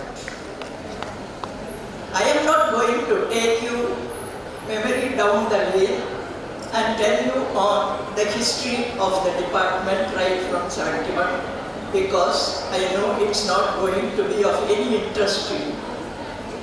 I did have many teething troubles, and I was like a young entrepreneur who was actually establishing a startup company. I had really many problems because the teaching faculty were not available in our Tamil Nadu. There was no MCOM degree graduate then, back in 71. And so it was a real struggle for me to be a one-man department, borrowing heavily from the economics department, the mathematics department, the English department, and also with the help of our founder and correspondent on those days, ably supporting me with part-time men, one Mr. Dayanidhi Reddyar of Vivekananda College and one Mr. Bala Subramaniam of A.M. Jain College. The first woman cost accountant, Mrs. Jnanam Krishnan. They were all the members who taught the first batch of students in 71. I am also very happy to tell you that whether you realize or not, the outgoing students of this academic year, that is those who are leaving the portals of this institution in the coming March, are the 50th batch of the BCom degree students of this college. It gives me great pleasure to be back here in spite of my ill health, just to share a few thoughts that I think as a grandparent should. I will take only a very few minutes, and I do not want to tell you on how it got established in the year 76 when Mrs. A. Meenakshi and Mrs. Sugandha joined me, and thereafter there was no looking back. Every year we could have MCOM degree qualified hands, like for example Mrs. Nasreen Khan, Mrs. Sita Lakshmi, followed by Mrs. T.V. Geeta, Mrs. Grace John, then followed by Mrs. Rasula Sheikh, Mrs. Dilshad, Mrs. Anu Chadarani, Mrs. Amuda, and so on. We were a full-fledged department by the time of say about 85, 86. when M.Com degree was introduced in the department. No regrets at all, because our own students in '88 were qualified M.Com students. The first batch, as Mrs. Sudha rightly pointed out, completed the M.Com degree in '88. So where comes the question of dark of hands? As I told you, right from Mukina, Shami, Rais Unisa, Farida and others, they are all my direct students. Some of them have been my students for 5 years. B.Com and M.Com put together. Some of them, like Shami, had only been my student for 2 years. Whatever it is, it's a very proud privilege to stand before you and tell you that all the students who studied under me are now taking up position as faculty members of this great institution. Not only in the day college, many of them worked under me when the evening college was started in 1990. Why was the evening college started? The demand for the B.Com course as the first women college in the city of Madras, then known as City of Madras, was too overwhelming that our management did not know what to do to filter the candidates. It was the brainchild of our former correspondent, Madam Badr Saeed, ably assisted by the then principal, Mrs. Shahnas Farad, that the only solution would be to start an evening college with such infrastructure facilities as our founder has given, to make full use of the facilities and admit more students in the B.Com degree course in the evening college. So the first batch of students were admitted in 1990 and we had only 50 students then. I was continuing to be in charge till my retirement in 99 and at least about, if I remember right, 8 undergraduate courses and 7 PG courses were introduced in the evening college. Many students have benefited by this kind of a program as evening college. This is the thing that I wanted to tell you because many of you wouldn't know about it. Actually, it was the brainchild of our former correspondent, Madam Badr Saeed, and it took its own growth over a period of time, and perhaps shortly, the evening college will also be celebrating 50th year of B.Com degree course. Maybe I will not be alive to take part like I am taking part today in this Golden Jubilee celebrations of the Day College Department of Commerce. That is all the difference. I am very glad that you are all able to have this great opportunity of doing the B.Com course in this college and the M.Com degree course also, because when I passed out of school in 1957-58, I could not get admission in any college for the B.Com degree. Of course not in Tamil Nadu because no women's college had the degree offered. But even in other universities, there was no way of getting into a B.Com degree. That was the situation then. I wanted to do CA after my B.Com from Annamalai University, but no auditor was willing to offer me internship. The reason that was given to me was, after all, you are a woman. After 2 years, you will get married and go. The internship program will go a waste. I cannot recruit somebody after 2 years. So why should we take the risk of admitting you for internship? We are sorry, we are sorry, we are sorry. All the doors were closed. I had no other alternative but to see an advertisement in the paper which offered a job for a B.Com woman graduate in a girls' school. It was the Monacan Girls' School attached to the Wesley Mission in Roypeta, which had advertised for the post. To teach common subjects at the 10th and 11th standard level, the bifurcated course. When I went for the interview, by stature I am a very small person. The correspondent of the school said, it looks like even some students in your class will be much more older than you. how are you so confident that you will have control over them? I said I will take it as it comes and boldly took the classes from the students, and then there was never going back. Maybe God made me to be a teacher, I thought, because even when the Reserve Bank offered me a job, my grandparents refused to allow me to take it up because they said I should not work with men.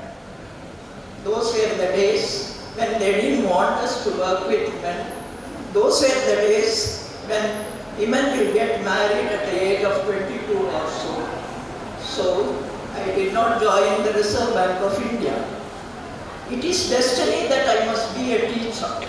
Don't you think so? Then after working for about 1 year in Monacan Girls High School, I was offered a lecturer's post in the Government Polytechnic for Women Madras under the Directorate of Technical Education. It was a diploma course that was called Diploma in Commercial Practice. So I took it up. It was a promotion for me from school to Polytechnic. And then after serving there for quite a number of years, I was offered head of the department post by the PSDR Krishnamal College in Coimbatore, which was under the PSD group of institutions. I was very happy to see that from a diploma level, I was going to teach the degree level students. And again, it was something like a promotion for me. And that was the first women's college at the University of Madras, then now known as Bharatiyar University. I was there for a year because the marriage was the reason why I had to come back to Madras. My husband was a faculty of the Department of Chemistry in Ramakrishna Mission Vivekananda College in Chennai. I was given 1 week's leave for my wedding. Believe me when I say this, because I was a one-man department. I was supposed to prepare notes for the entire week as to what should be done in each class of accounts and business organization. And after marriage, I had to go back. The first year went like that. But the second year, the in-laws did not allow me to continue to be in Coimbatore. And so I had to resign the head of the department's post and come back to Chennai in 71.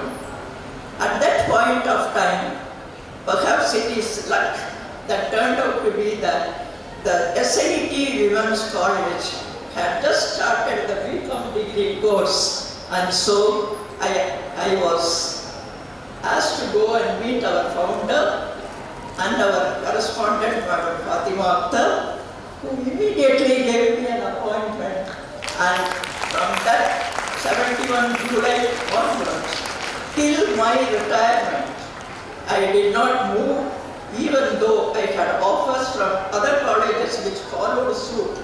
Once our college started the BCom degree course, Idraj College started, then other colleges like Chellavar College, Vaishnava College and others in the city started. All those who worked under me in this institution, they went for better emoluments to those colleges. Some of them became principals, like Dr. Nirmala Prasad of MOP Vaishnava College, or it would be certain others who became heads of department of other women's colleges, because they all felt that the emoluments that they offered was better. You may wonder why I stuck on to this college for two reasons. One is, the secret that I would like to reveal to you is, I am also an alumnus of this college. You know how? Right in 57, 58, I did my pre-university in this college along with our correspondent sister, Amatul Aziz.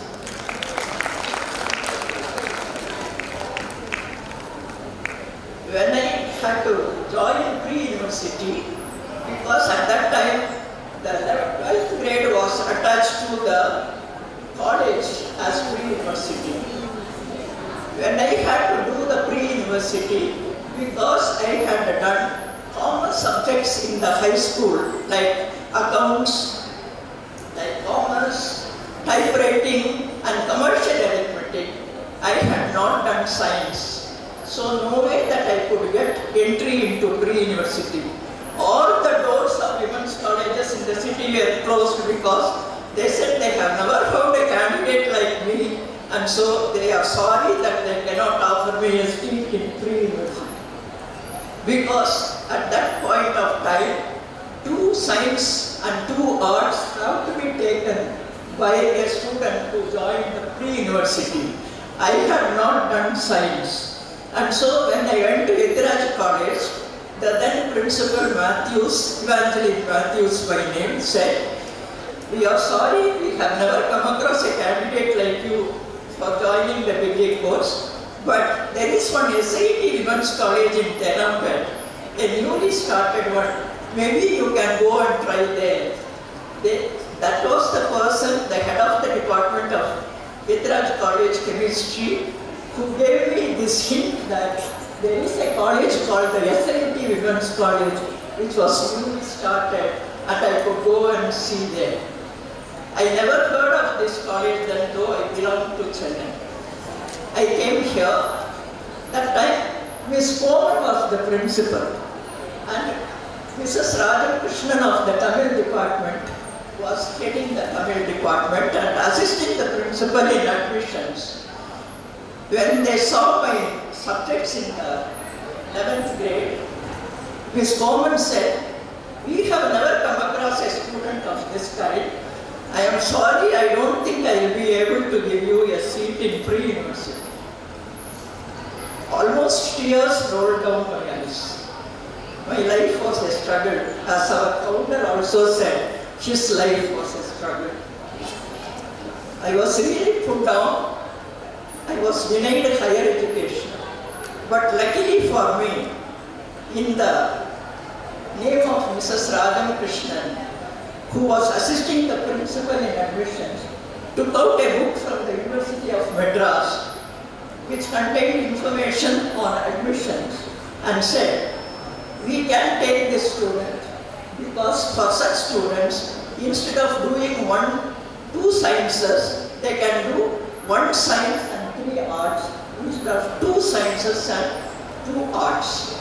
So I was given a seat in the pre-university because of Mrs. Radhakrishnan, the then principal, and I was offered physics and chemistry, physical science as one of the sciences, world history, logic, and advanced English as the 3 art subjects.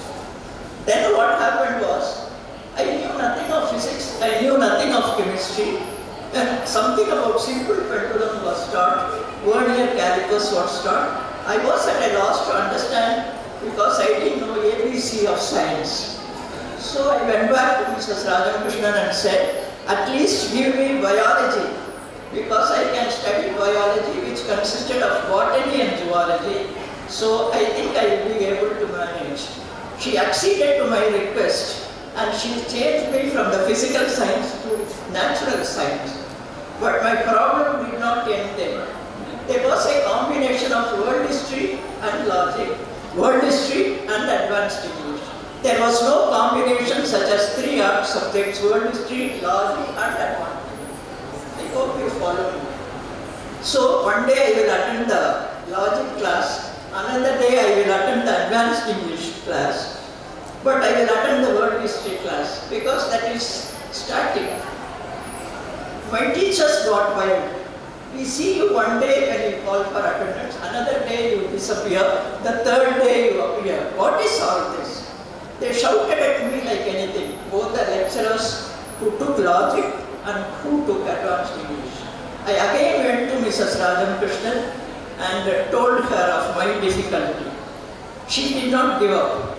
I think if I am here today, it is because of Mrs. Radhakrishnan, the then principal, to whom I owe my achievements.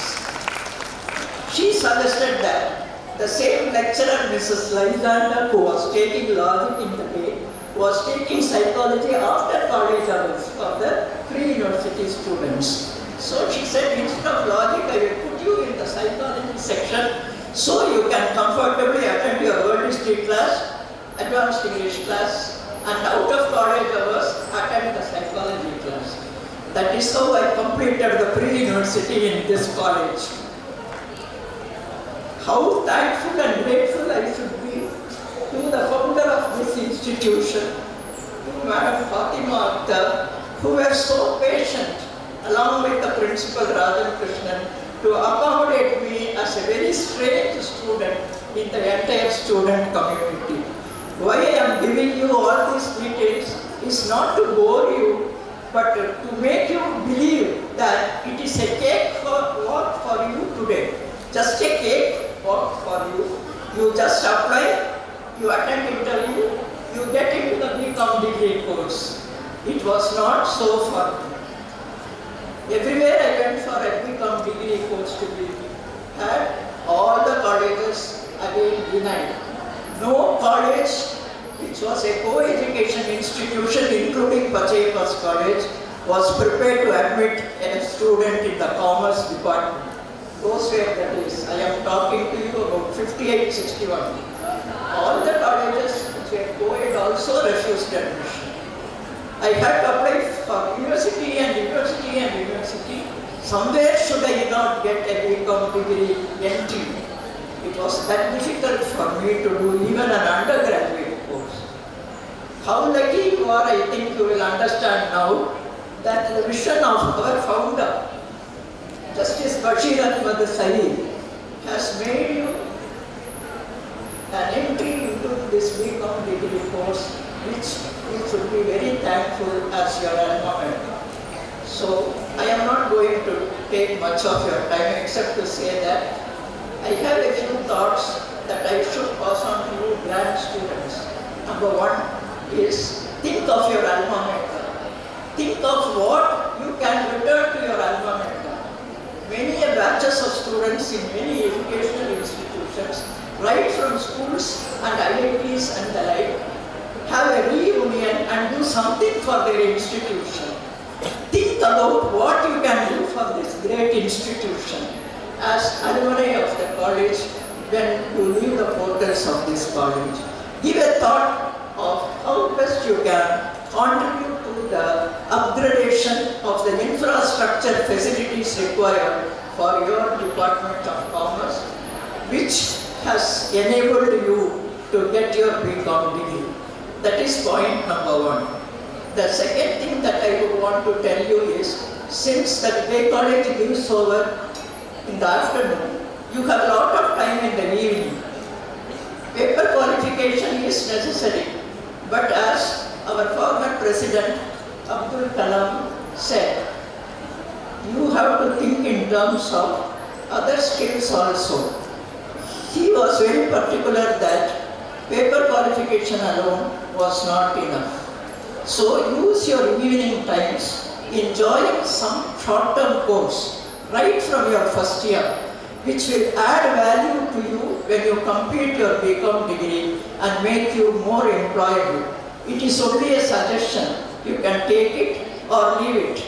But I personally feel that subjects like accounting, marketing, finance, if you can only take some online course, a short-term course, a diploma course or a certification course, along with your degree, it will pave a long way for you to be more readily employable. Because this is the age of technology. Nobody sits and writes accounts. Softwares are available for presenting accounts. Nobody sits and counts cash in a bank. All are assisted by machines these days. Technology has seen such growth that unless we have knowledge of the technology, mere paper qualification will not suffice. I hope you understand the point that I am trying to instill in you, that please do not waste your evening time.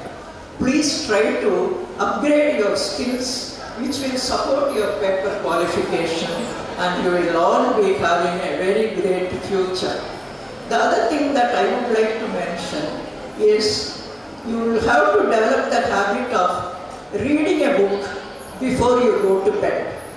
You may wonder why I say this. Nowadays, all of you have next to your bed a cell phone. You look at the cell phone rather than read a book. If I ask you, you may say, oh, we have e-books, we have that facility, this facility technically. Why should we read a book? Reading a book is different. Seeing an e-book is different. Please try to understand. Technology has merits, it has even demerits. Turning the pages of a book will help us have a photographic memory. E-books will not have that. Please try to understand.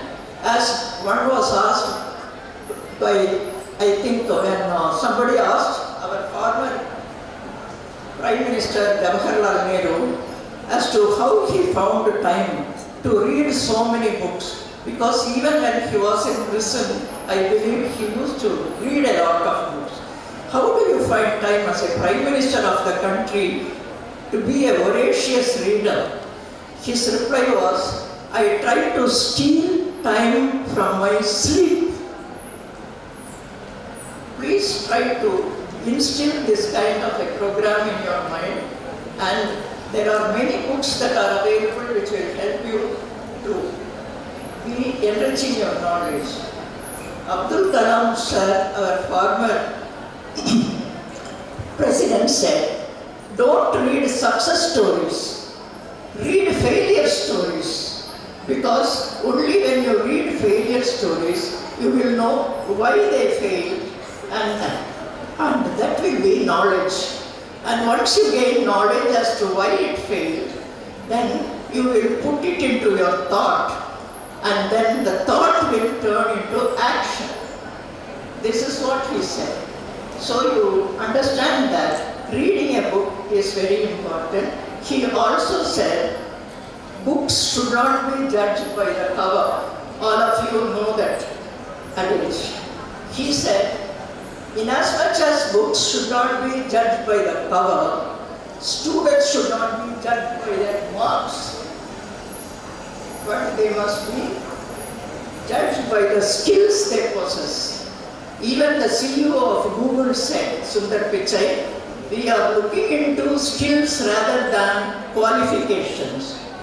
The CEO of Google said that.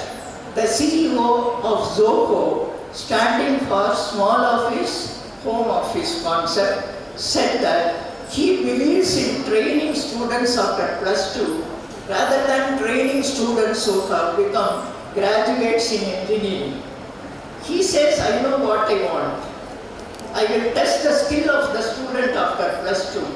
If the student passes the entrance test, then I will train them for what I need for my organization, so that the training cost is also less and I can get what I want to produce, and blue chips are produced today by Zoho, exported to various countries as far as computers are concerned. The chips are produced in Zoho. This is the way things are. So please try to add on to your skill. Please try to read a book before you go to bed. Please try to have your passion encouraged every day. Spend at least half an hour as an exercise, whatever your passion be. Whether it be gardening, whether it be bird watching or watching a sport or a game, whatever, or knitting or doing some embroidery, whatever is your passion, try to spend at least half an hour in having connection to what you have as passion. This is because nothing like that for a mental relaxation. So please try to continue to have whatever is your passion. All the time you have in the afternoon, all the time you save by driving your own vehicle, not waiting for the bus. By the touch of a button, get every information under Google search. How much time you have saved by using gadgets? Why not you use the saved time productively is my question. Please try to understand that you owe a lot to the society as well. Try to volunteer in whatever way possible in your neighborhood on weekends, whether it be helping a disabled, helping people who need food, helping those who need to be taught writing as a child needs to learn writing. Do some social service that you think you are good at, and try to improve the society in which you live. Last but not least, respect the elders. It is very important that you take care of your parents. Ambani, the great business magnate, once said, everybody is talking about 4G and 5G. That is not important in life. What is important in life is Mataji, Pitaji and Guruji. You follow that? What is important in life is Mataji, Pitaji and Guruji and not 4G and 5G. I am trying to tell you as what a good citizen you should be, and I will be grateful if my thoughts enter your ears at least to a small level, and if you give a feedback to your department that you are doing that. And on Teachers' Day, don't forget to send your wishes to our department teachers, because they are the ladders who make you reach great heights. Remember that. Remember your alma mater. Remember your department. Our founder used to ask when our own students come for interview, who was your principal when you studied? Who was your head of the department when you studied? I used to wonder, this question will be asked for every candidate who had passed out of this college. I used to wonder why those questions are asked. Many students were not able to reply, that is a fact. Because they know the principal. The principal is coming on rounds. The principal is calling you. That is all they know. They do not know who the principal was. They did not know who the head of the department was. That is my banking lecturer. This is my auditing lecturer. Not connected with the names of the teachers. It is not right. Try to get their names. Try to wish them on Teachers' Day. When at All India level we are celebrating Teachers' Day for Dr. Radhakrishnan, who was our former president's birthday. Why not, I ask, greet your own teachers in the department on Teachers' Day from the next academic year onwards. Please try to give a thought to what I said, and we will only be too happy to share with you this kind of moment. And I wish all the best to the students and the teachers of the department on the eve of this Golden Jubilee celebrations. May God bless you. Thank you. Thank you, ma'am, for taking us down memory lane and sharing your valuable experiences and for facilitating the department. I now call upon Dr. Sugata Kannan, former HOD, to address the gathering.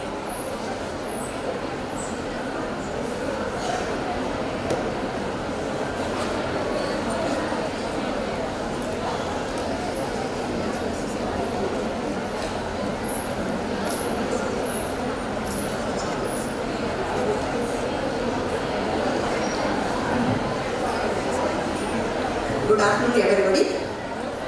Respected correspondent, our former HOD, Meenakshi Tyagarajan, her successor, Mrs. A.N. Meenakshi, HOD, Commerce, Dr. S. Bhuma, COE, Mrs. Mercy, Guest of Honor, Dr. Rangarajan, FC, Mr. Selvam, dear colleagues, all my students. Dear students, good afternoon to everybody. At the outset, with profound gratitude, I recall our founder, Janab Haji Bashir Ahmad Sai Sahib, his wife, then chairman, Begum Jan Hajani Fatima Akhtar,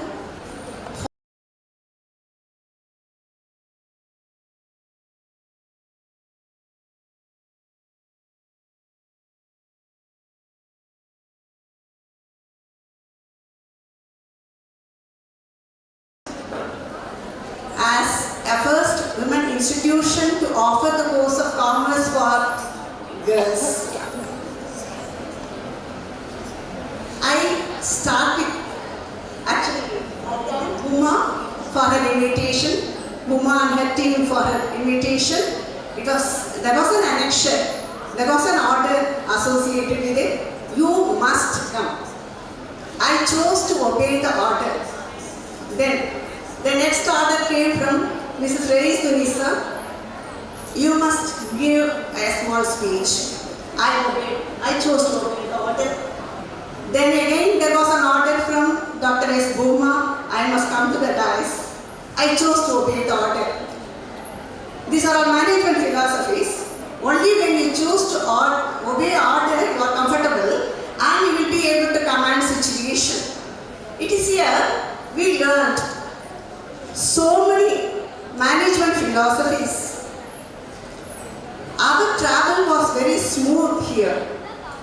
I quote Charles Kingsley, a historian of 19th century, a social reformer, when he said, "Make it a rule, never, if possible, to lie down at night without being able to say that you have been able to give, to make one human being at least wiser, a little happier, a little better on that day."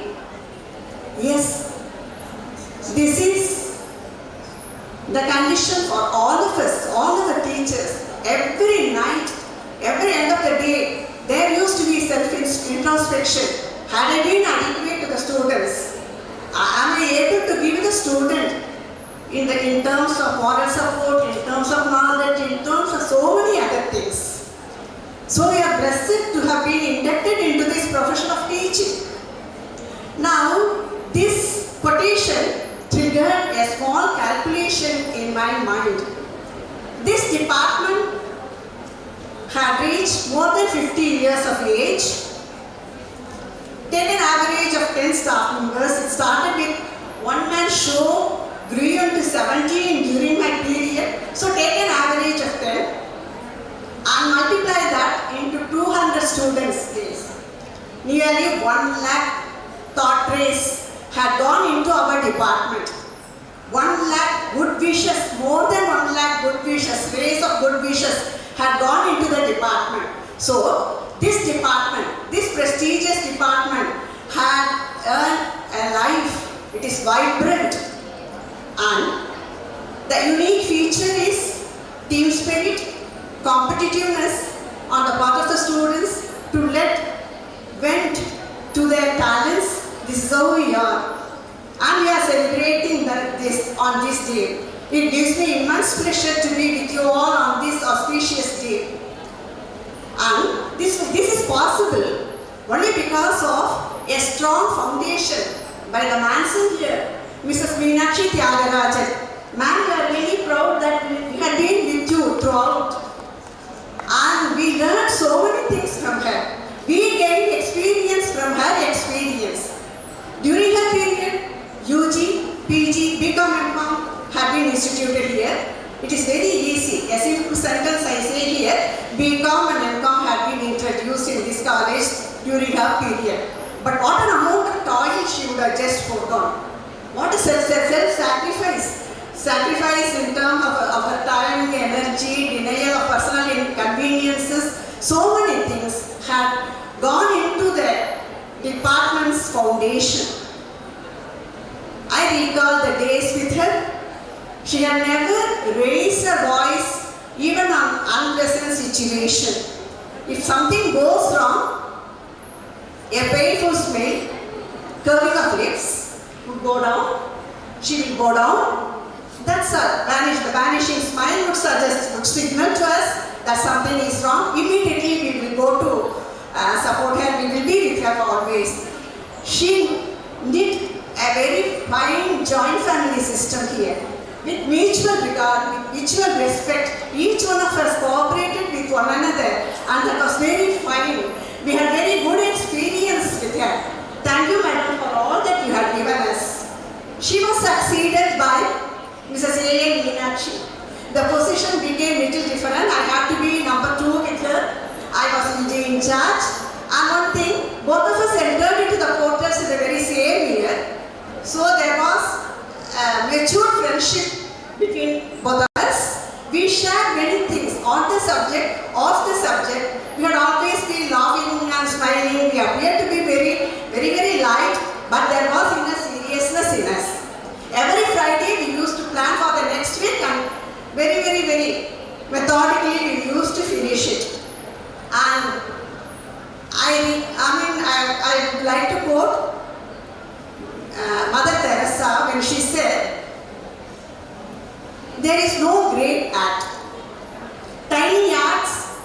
done with great love. She had a passion for teaching. Mrs. Meenakshi had a passion for teaching. And she did not teach just accountancy or law in the classes. She inculcated values. She had always been with love and affection to her students. So there was no need for her to control the class. Students reciprocated. And it was very pleasant for the students to learn under her. It was very pleasant for the students to learn everything under her. Then I came to the seat. I did not know what I was. I did not know who I am. I do not know, even now I do not know who I am. And Grace had told certain things of me. Thank you, Grace. But one thing, I just tried to maintain the reputation of our department. I could row the boat with a very good team. I was ably assisted by number 2, Dr. T.V. Geeta in everything.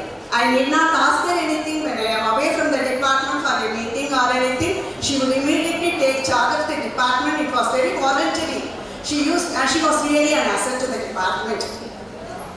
Then we were followed by Dr. Amudam, Dr. Bhuma. They had taken the department to greater heights. And I know very well that this team will maintain the team spirit forever. The unique departmental label will always be there. Before I conclude, I quote Tolstoy, "We live only when we live for others." Dear students, you have received a lot from your parents, from this institution, from your teachers.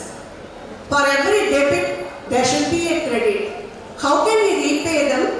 The concern they have for you is priceless. You cannot repay them and they do not expect anything in return except your well-being, your progress. So, as others were all mentioning, you can only give in the form of small contribution, whatever, to the society, to the people around. At the outset I said, I quoted Charles Kingsley, it can be in any small measure. Just make one human being happy. Take happiness to your people around you, your future families, to the society around you. You must be able to contribute to the society, to people around you. A life well led is alone a life. May truth, transparency, right behavior be your watchword, guiding spirit always.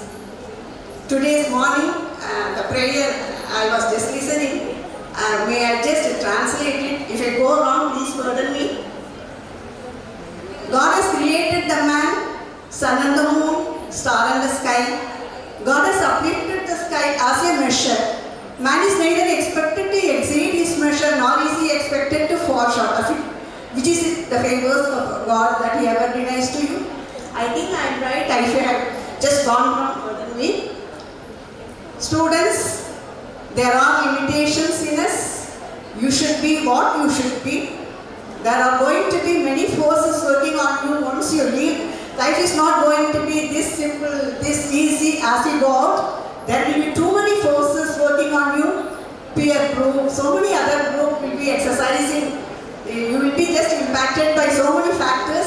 Guard against what you should guard against, and be what you should be. Be of use to the society. Just spread happiness around your atmosphere to everyone with whom you are dealing. Thank you. Thank you, ma'am, for sharing your valuable experiences and felicitating the department. We would like to offer service trophies to students who are part of the Golden Jubilee celebration. I call upon Ms. Juwaria Fatima to do the honors.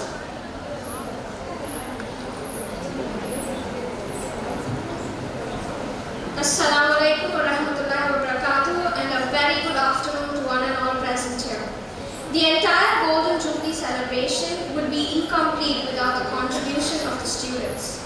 This felicitation is a small appreciation for all the untiring efforts put forth by our department secretaries and assistant department secretaries right from the year 2020.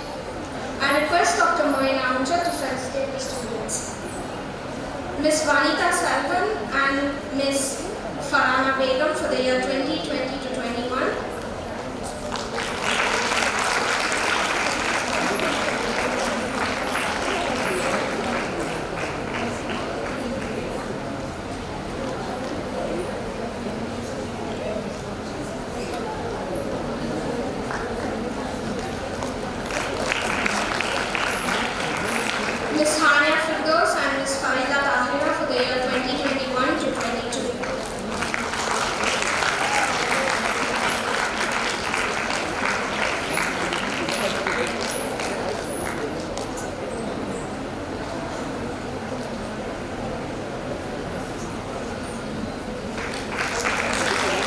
Ms. Shaheen Naz and Ms. Vijaya Raghavi for the year 2022 to 23.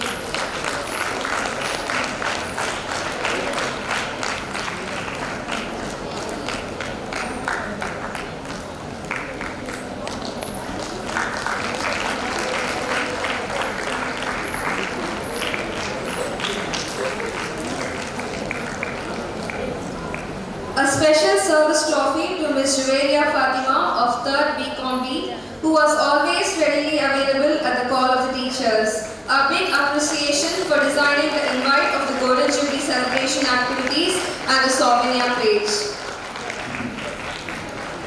Thank you, Jubilee.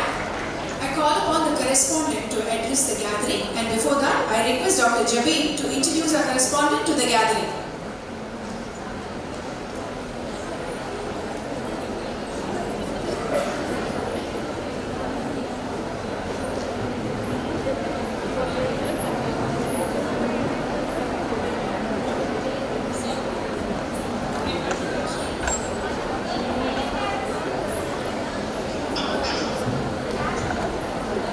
Assalamu alaikum.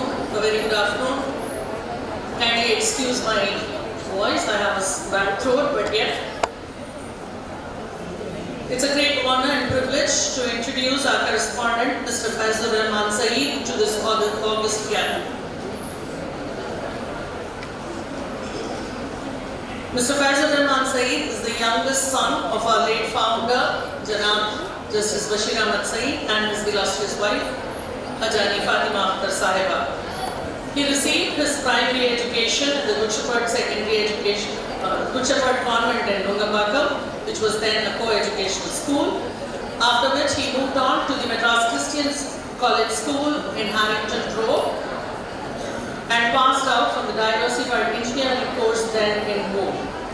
He entered the Loyola College, where he did his pre-university course with subjects being mathematics, economics and commerce, with German as his second language. Thereafter, he completed the BSc Mathematical Statistics course in the same Loyola College, with ancillaries being mathematics and mathematical economics. Now you know all this talk about commerce, business management, mathematics, statistics, all this comes from his education. He thereafter went abroad to Canada, where he entered the University of Alberta in Edmonton in Western Canada and entered the Faculty of Business Administration and Commerce there, and he took his degree in the subjects. After working in government, business and in industry, he entered the Faculty of Law at the same University of Alberta, from where he earned his law degree, being on the Dean's list in the honors list. After doing his articleship with an old and reputed law firm in Edmonton, he was called to the bar and sworn as a barrister and solicitor of the Court of Queen's Bench, the Court of Appeal and the Supreme Court of Canada. Family circumstances, including the demise of his distinguished and illustrious parents, necessitated his return to Madras. Since his return, he has been actively involved in several public causes in addition to the Southern India Education Trust. He is a member of the Executive Council, the governing body of the college. The Academy of Islamic Research is also one of his passions. He served as the correspondent of the Justice Bashir Ahmad Saeed Memorial Boys School. He took over as the correspondent of the JBES College for Women in 2006 and continues to do so until today. He has been the guiding source and a pillar of support in all our endeavors. The college has been accredited with the highest grades during all the cycles of accreditation by the National Assessment and Accreditation Council under his correspondence. A voracious reader, a person with an exemplary knowledge of English, Urdu, Tamil and Persian, he is known for his excellent memory, a perfectionist to detail. He also is now the Secretary of the SIE Trust from 2018. Most of us know him, but yet we really appreciate to have you here and we look forward to hear from you, sir. Thank you.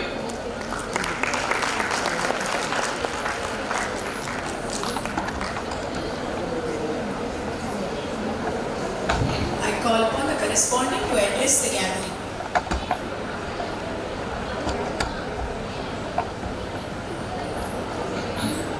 بسم الله الرحمن الرحيم بسم الله بكل ابتداء والحمد لله على نعمة هذا اللقاء وصلى الله تعالى وسلم على خير خلقه سيدنا وحبيبنا ومولانا محمد وبعد. The meaning of what I just said to you in Arabic is this. With the name of God, most beneficent and merciful, do we begin. And praise be to God. And with the name of God do we begin every beginning. And praise be to God for the blessing of the opportunity of this meeting this morning. And may His peace and blessings be upon all His messengers and apostles whom He has sent down to mankind, to every time and clime, to every country and every land, including India. Concluding with the most holy Prophet Muhammad and upon all his companions till the day of judgment. Amen. Respected Dr. Rangaraj,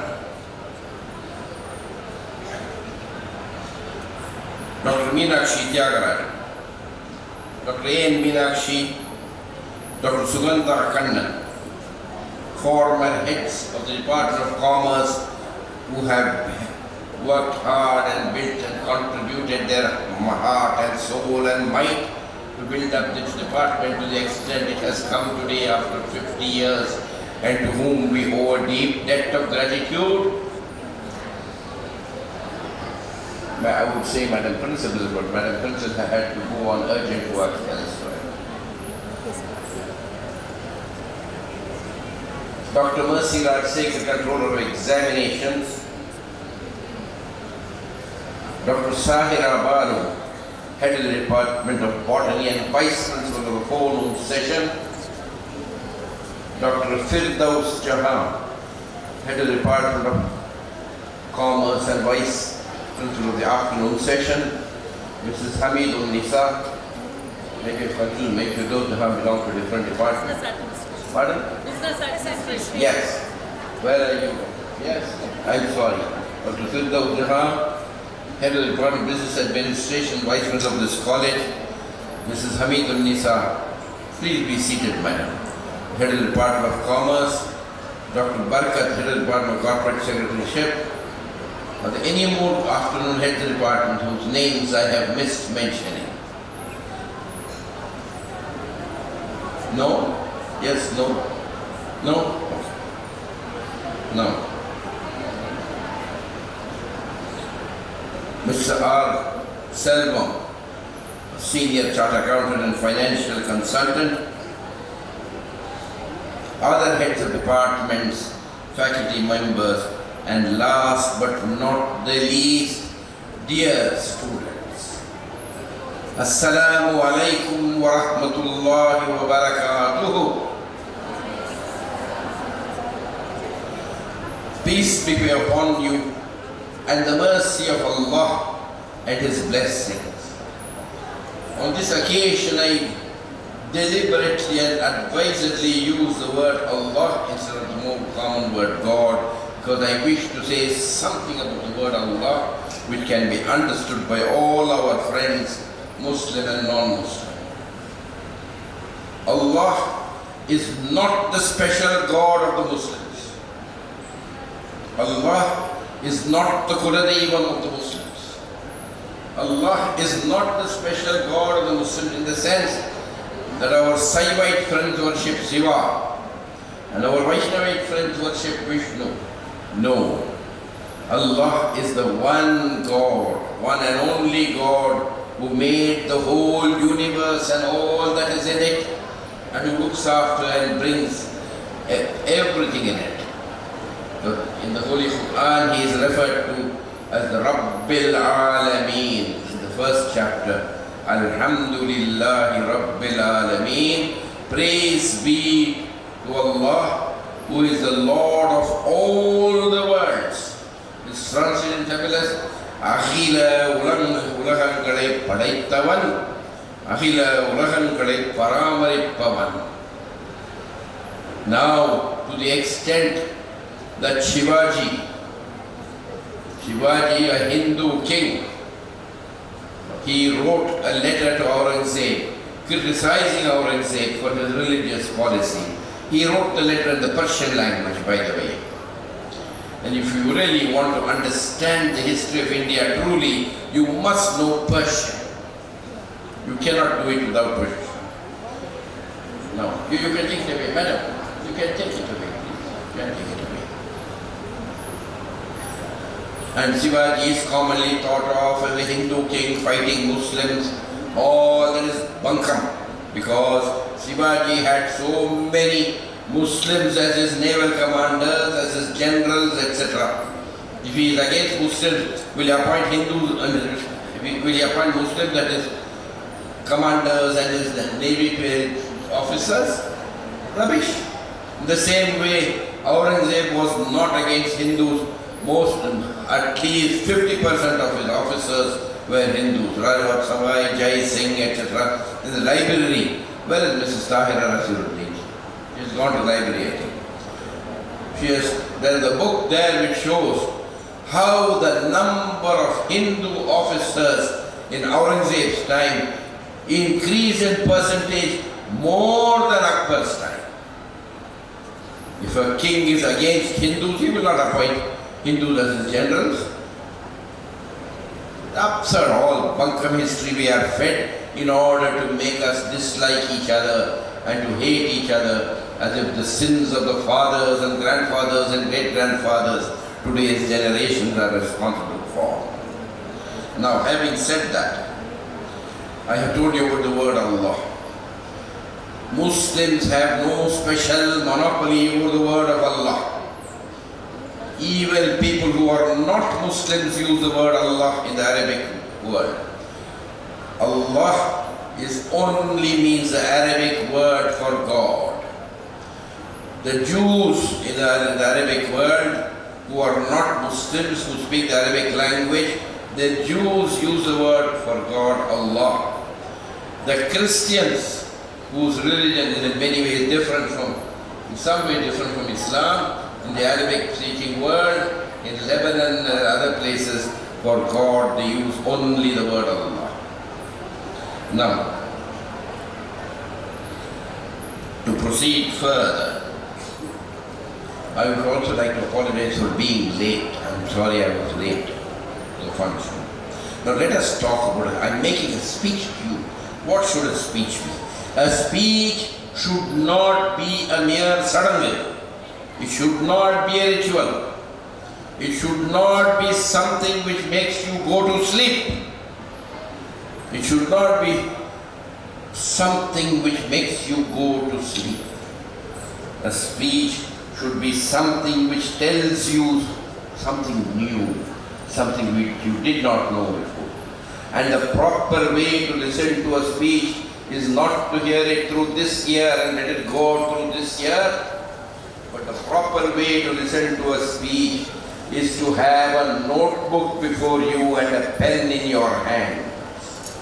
At least a piece of paper and a pen, and to listen to what the speaker is saying, and to jot down a little 2 words. I agree with him on this point. I agree with her on this point. I disagree with her. I do not understand this. I'm not asked you to copy out the whole speech. At least 2 words or 3 words. Just mention the point so that when the time comes for question and answer session, You remember what doubts you had during the speaker's speech, and you can stand up and raise those doubts and questions and get them clarified. Or if there is no question answer session provided for, when the speaker has finished his speech, you can come and meet him and say, "Sir or madam, I didn't understand what you meant. It looks to me different. How do you say this?"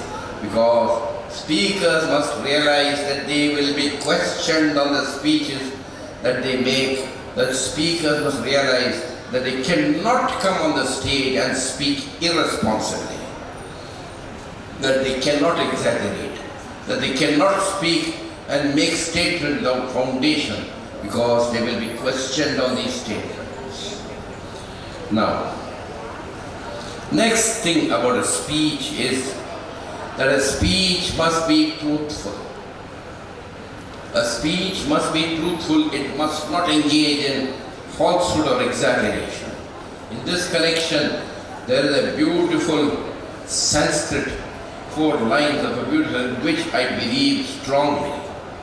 It goes like this: Satyam bruyat, priyam bruyat, na bruyat satyam apriyam, priyam janamridam bruyat, yesha dharma sanatanaha. What is the meaning of this? It means satyam bruyat, speak the truth. Priyam bruyat, speak pleasant, good things always. Na bruyat satyam apriyam, do not speak truth in an unpleasant and painful and hurtful way. Na bruyat satyam apriyam. Next is priyam janamridam bruyat, don't speak falsehood in a pleasant way. Yesha dharma sanatanaha, this is the age-old wisdom coming down from age-old wisdom, from time immemorial. Now, on an occasion like this, when we are congratulating and celebrating the activities of the Department of Commerce, commencing from Dr. Meenakshi Tyagarajan, going down to Dr. A.N. Meenakshi, Dr. Sugandha Khandan, Dr. Amuda, who is unfortunately not with us, and coming down to Dr. Bhuma, we must note some things here. I want to take particular note of the fact that these ladies who work hard, so hard for this college and continue to work for this college, are not Muslims. They are all Hindu ladies. Yet, celebrate, clap your hands for them. That the management did not hesitate to appoint them because the management saw merit in them, chose them for their merit. The management did not say, no, let us not have Dr. A. Meenakshi, let us have some Muslim lady. They did not say, let us have Sugandha, let us have Sajida. They did not say that. Now, therefore, what was this based on?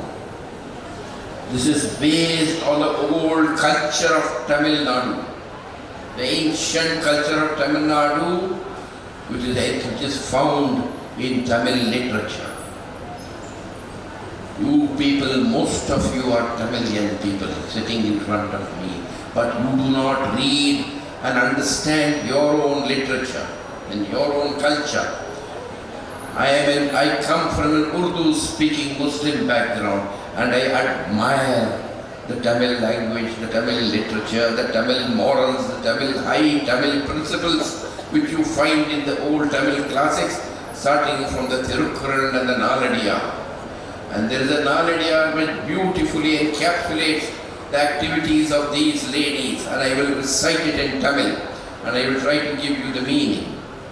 It goes like this: Innar, Inayar, Yamar, Pirar Yennum Sol Yennum Ilaram, Yalvinal, Tunnit Tolai Makkal Tunban Tirpareyar Mattum, Talai Makkal Ahar Pala. Now, this is an old Tamil. It is not easy to understand it. It was in the Naladiyar, which was written more than 900 years ago. Because the Naladiyar is a Jain work written by whom we call the Samanas. What is the meaning of this? Inna, such are they. Inaya, they belong to our caste. Yamar, these belong to us. Pillar, they are different. Yennum sol, yennum ilaram. Such words are never uttered. But whoever is in distress, whoever needs help, whatever good needs to be done, ennum sollai. Tunni tolai makkal, even if people are distant in relationship. Tunni tolai makkal tunbam tirpareyam. If people are distant and far off in relationship, if they are in tunbam, the thing they solve that tirpareyam, talai makkal ahat pala. These are the excellent people. This is the high ideal of Tamil literature, the ancient literature of Tamils. Now, what is at a time like this, we must think about what place the study of commerce and business and economics has in our society today. It has a very high place. It is very highly valued. Just look at the race and the competition for BCom. It has been going on at least for 50 years. Ever since I as a young man entered the Loyola College seeking the PUC, admission to the PUC in Maths Economics College, ever since then, before many of you were even born, BCom. Now, but there is another side to it. The girls, many girls, they come in to me in June, July, August, accompanied by their father and mother, and they want BCom. They will not consider BCom BA Economic, they will not consider BCom Corporate Secretaryship, they will not consider BCom ISM, they will not consider anything, they want only BCom. Ultimately what happens is, after 3 years of BCom, at the end of 3 years they become BCom. Because they don't use their degrees. What they have learned, they never use it. What it is good for is very, very useful for one thing. When the Maplevotu parents come and see the punnu, see the girl, then they ask, then the parents proudly say, Yan punni BCom Patchir. You are laughing, but it is the truth. Is it or is it not the truth? Yes or no? Yes, sir, they are saying. Now, that is not the purpose of spending 3 years reading accounts, advanced accounts, reading Batty Boy from the company, industrial organization, reading advanced accounts by Shukla. Is this the purpose? To do this? The purpose is that you must read, understand and apply what you have been reading in these 3 years. Because I see before me, you may not be, but I am speaking the truth, and write this down in your notebooks. I see before me, in front of my eyes, many chairmen of companies, many managing directors of companies, chief executive officers of companies. I see before me bank managers, chief managers of banks, bank officers, chartered accountants, and not only chartered accountants.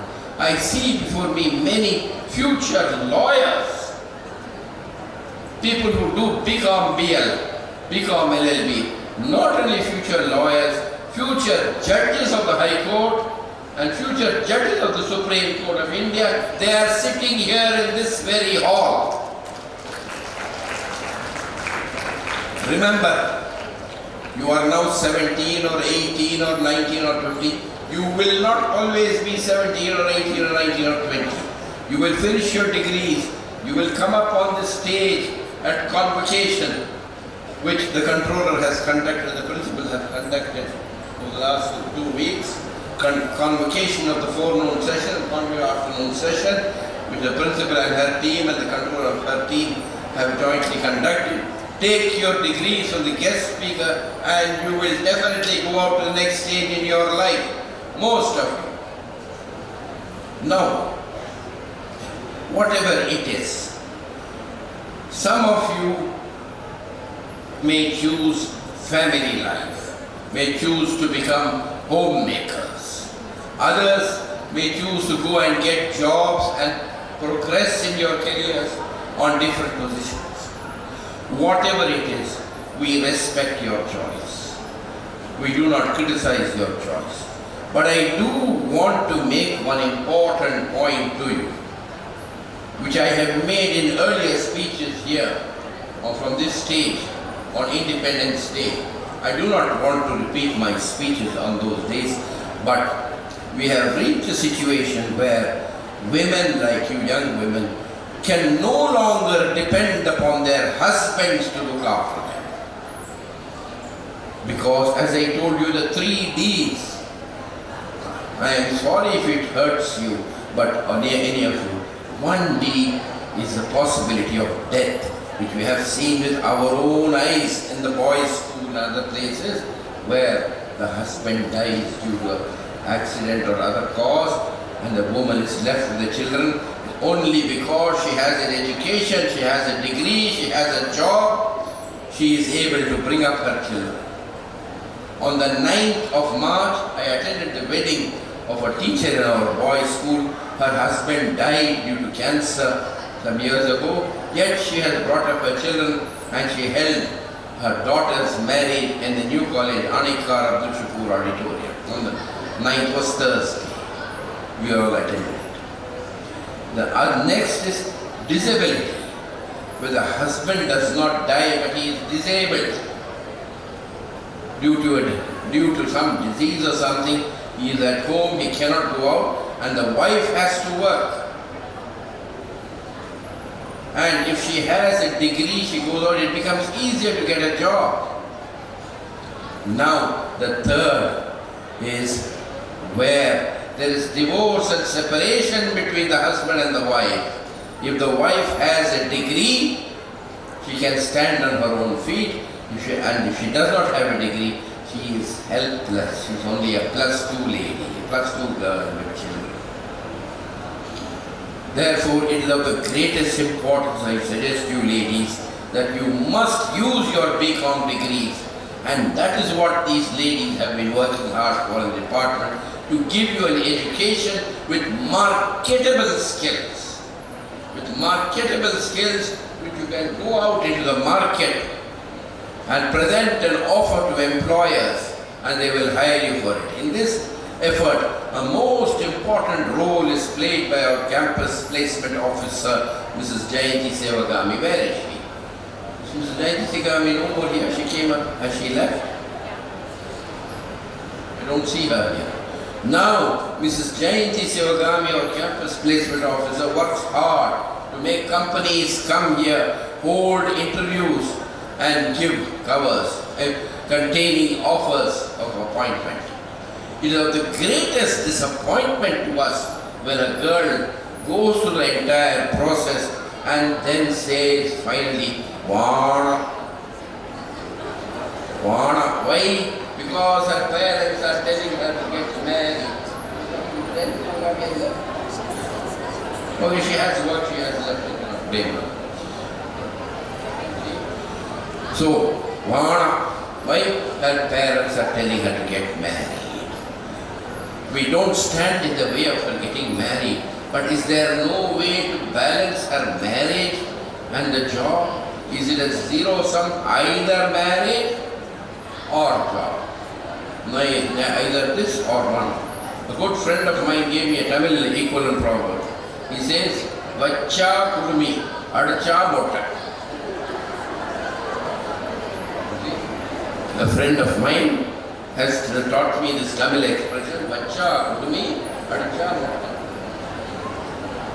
Is it a dilemma, either this or that, this extreme or that extreme? Surely there should be a via media whereby you ladies can pursue a job, get money from your job, and also have a husband and children. Why does it have to be like this? You must speak to your parents and your elders and convince them.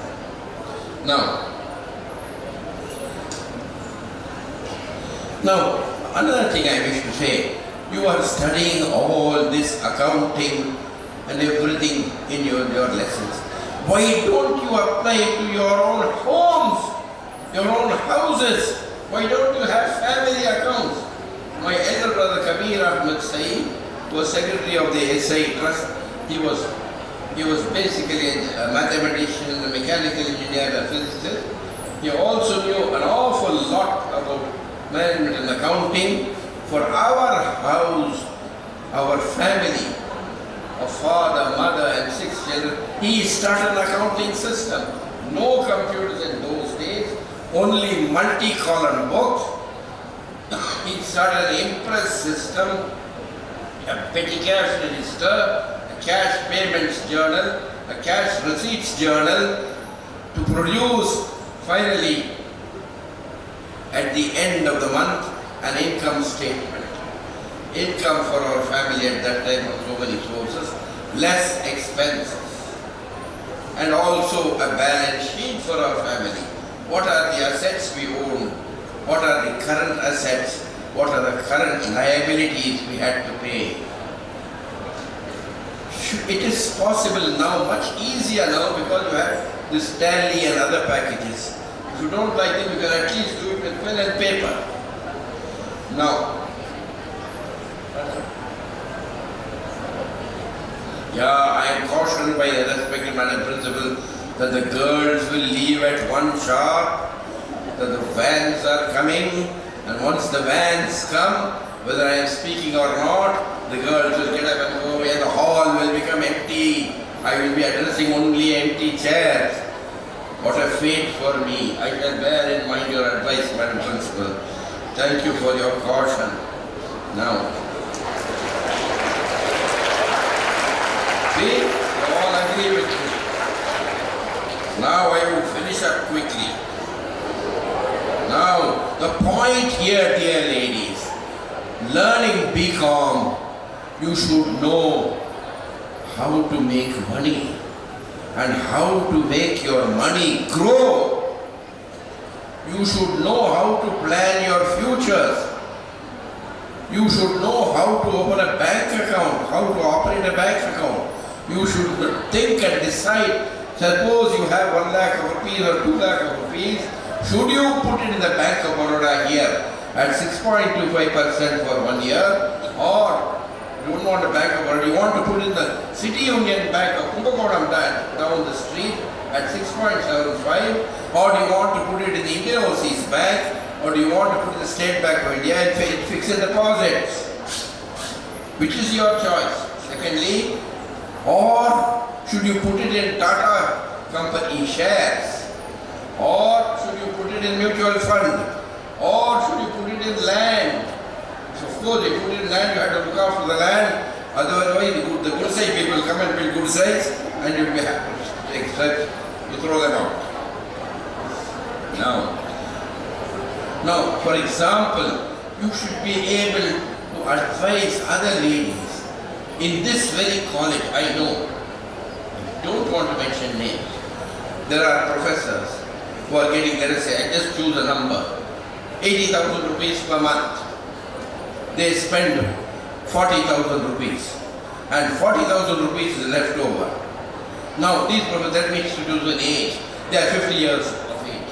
They will retire in 10 years at the age of 60. So they have only 10 earning years. After they retire, they will get a pension. Now, what about their financial future at the age of 60? They have to prepare for their old age. They have to prepare for sickness. How will you advise them? What should they do? Where should they put this 40,000 rupees every month? The bottom line is to stand on your own feet.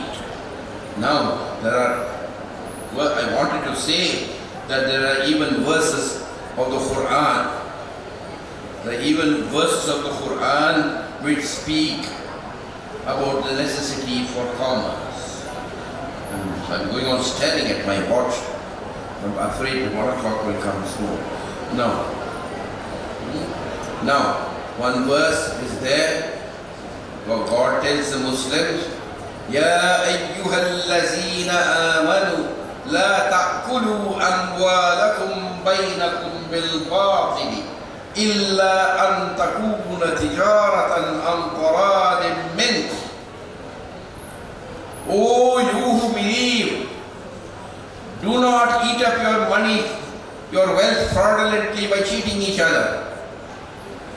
Do not eat up your property, your wealth. لا تأكلوا أموالكم بينكم بالباطل.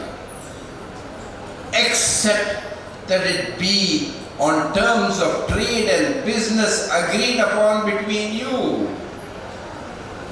That is what business is, entirely contracts. And the Holy Quran also tells the Muslims that the Quran is not just about to be kept on the shelf or and married, hold it above the bride. It's a book to read, to understand, to think about, and to follow. Now, God says in the Holy Quran,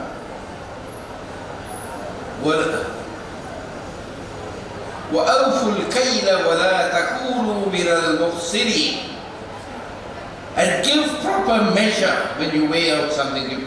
وَلَا تَكُونُوا مِنَ الْمُخْسِرِينَ. Do not be among those who reduce and give.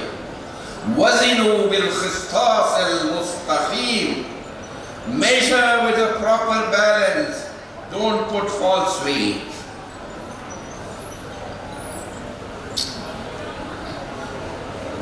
وَلَا تَبْخُسُوا النَّاسَ أَشْيَاءَهُمْ.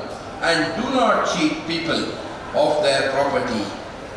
وَلَا تَعْثَوْا فِي الْأَرْضِ مُفْسِدِينَ. And do not go about making mischief in the land. Now, Dr. Suganta Kannan started the Commerce Club here some years ago. I remember that session. And one girl came and read out a chapter of the Holy Quran on that occasion. The first 3 in the Surah At-Tatfif, chapter number 83. Bismillah ar-Rahman ar-Rahim. Wailul lil mutaffifin. Woe to the cheaters.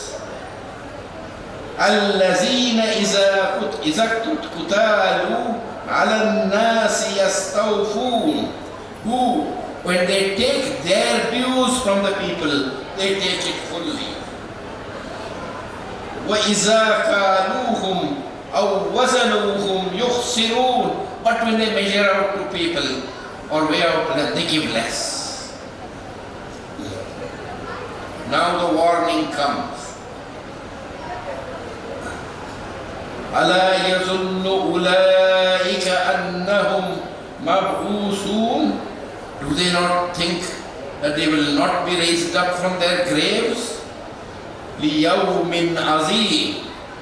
To a great day, the day of judgment. يَوْمَ يَقُومُ النَّاسُ لِرَبِّ الْعَالَمِينَ. A day on which all people will stand before their Maker. That is, all of us will have to answer God for all our business and commercial dealings we are doing here. Now, dear ladies, the whole idea of this thing is to just think about the tigress and the lioness. They are females. They go about hunting and bringing food for their cubs, for the tiger cubs and the lion cubs. We have seen in Animal Planet that lions are very lazy fellows. Lions are lazy fellows. Lions don't do much hunting. So the lioness will come and bring food for the lion. May you all become tigresses and lionesses. And may God bless you all and guide you all. And say Assalamu alaikum wa rahmatullahi wa barakatuh. Thank you, sir, for felicitating the department. Mrs. Meenakshi Tyagarajan has a short announcement to make.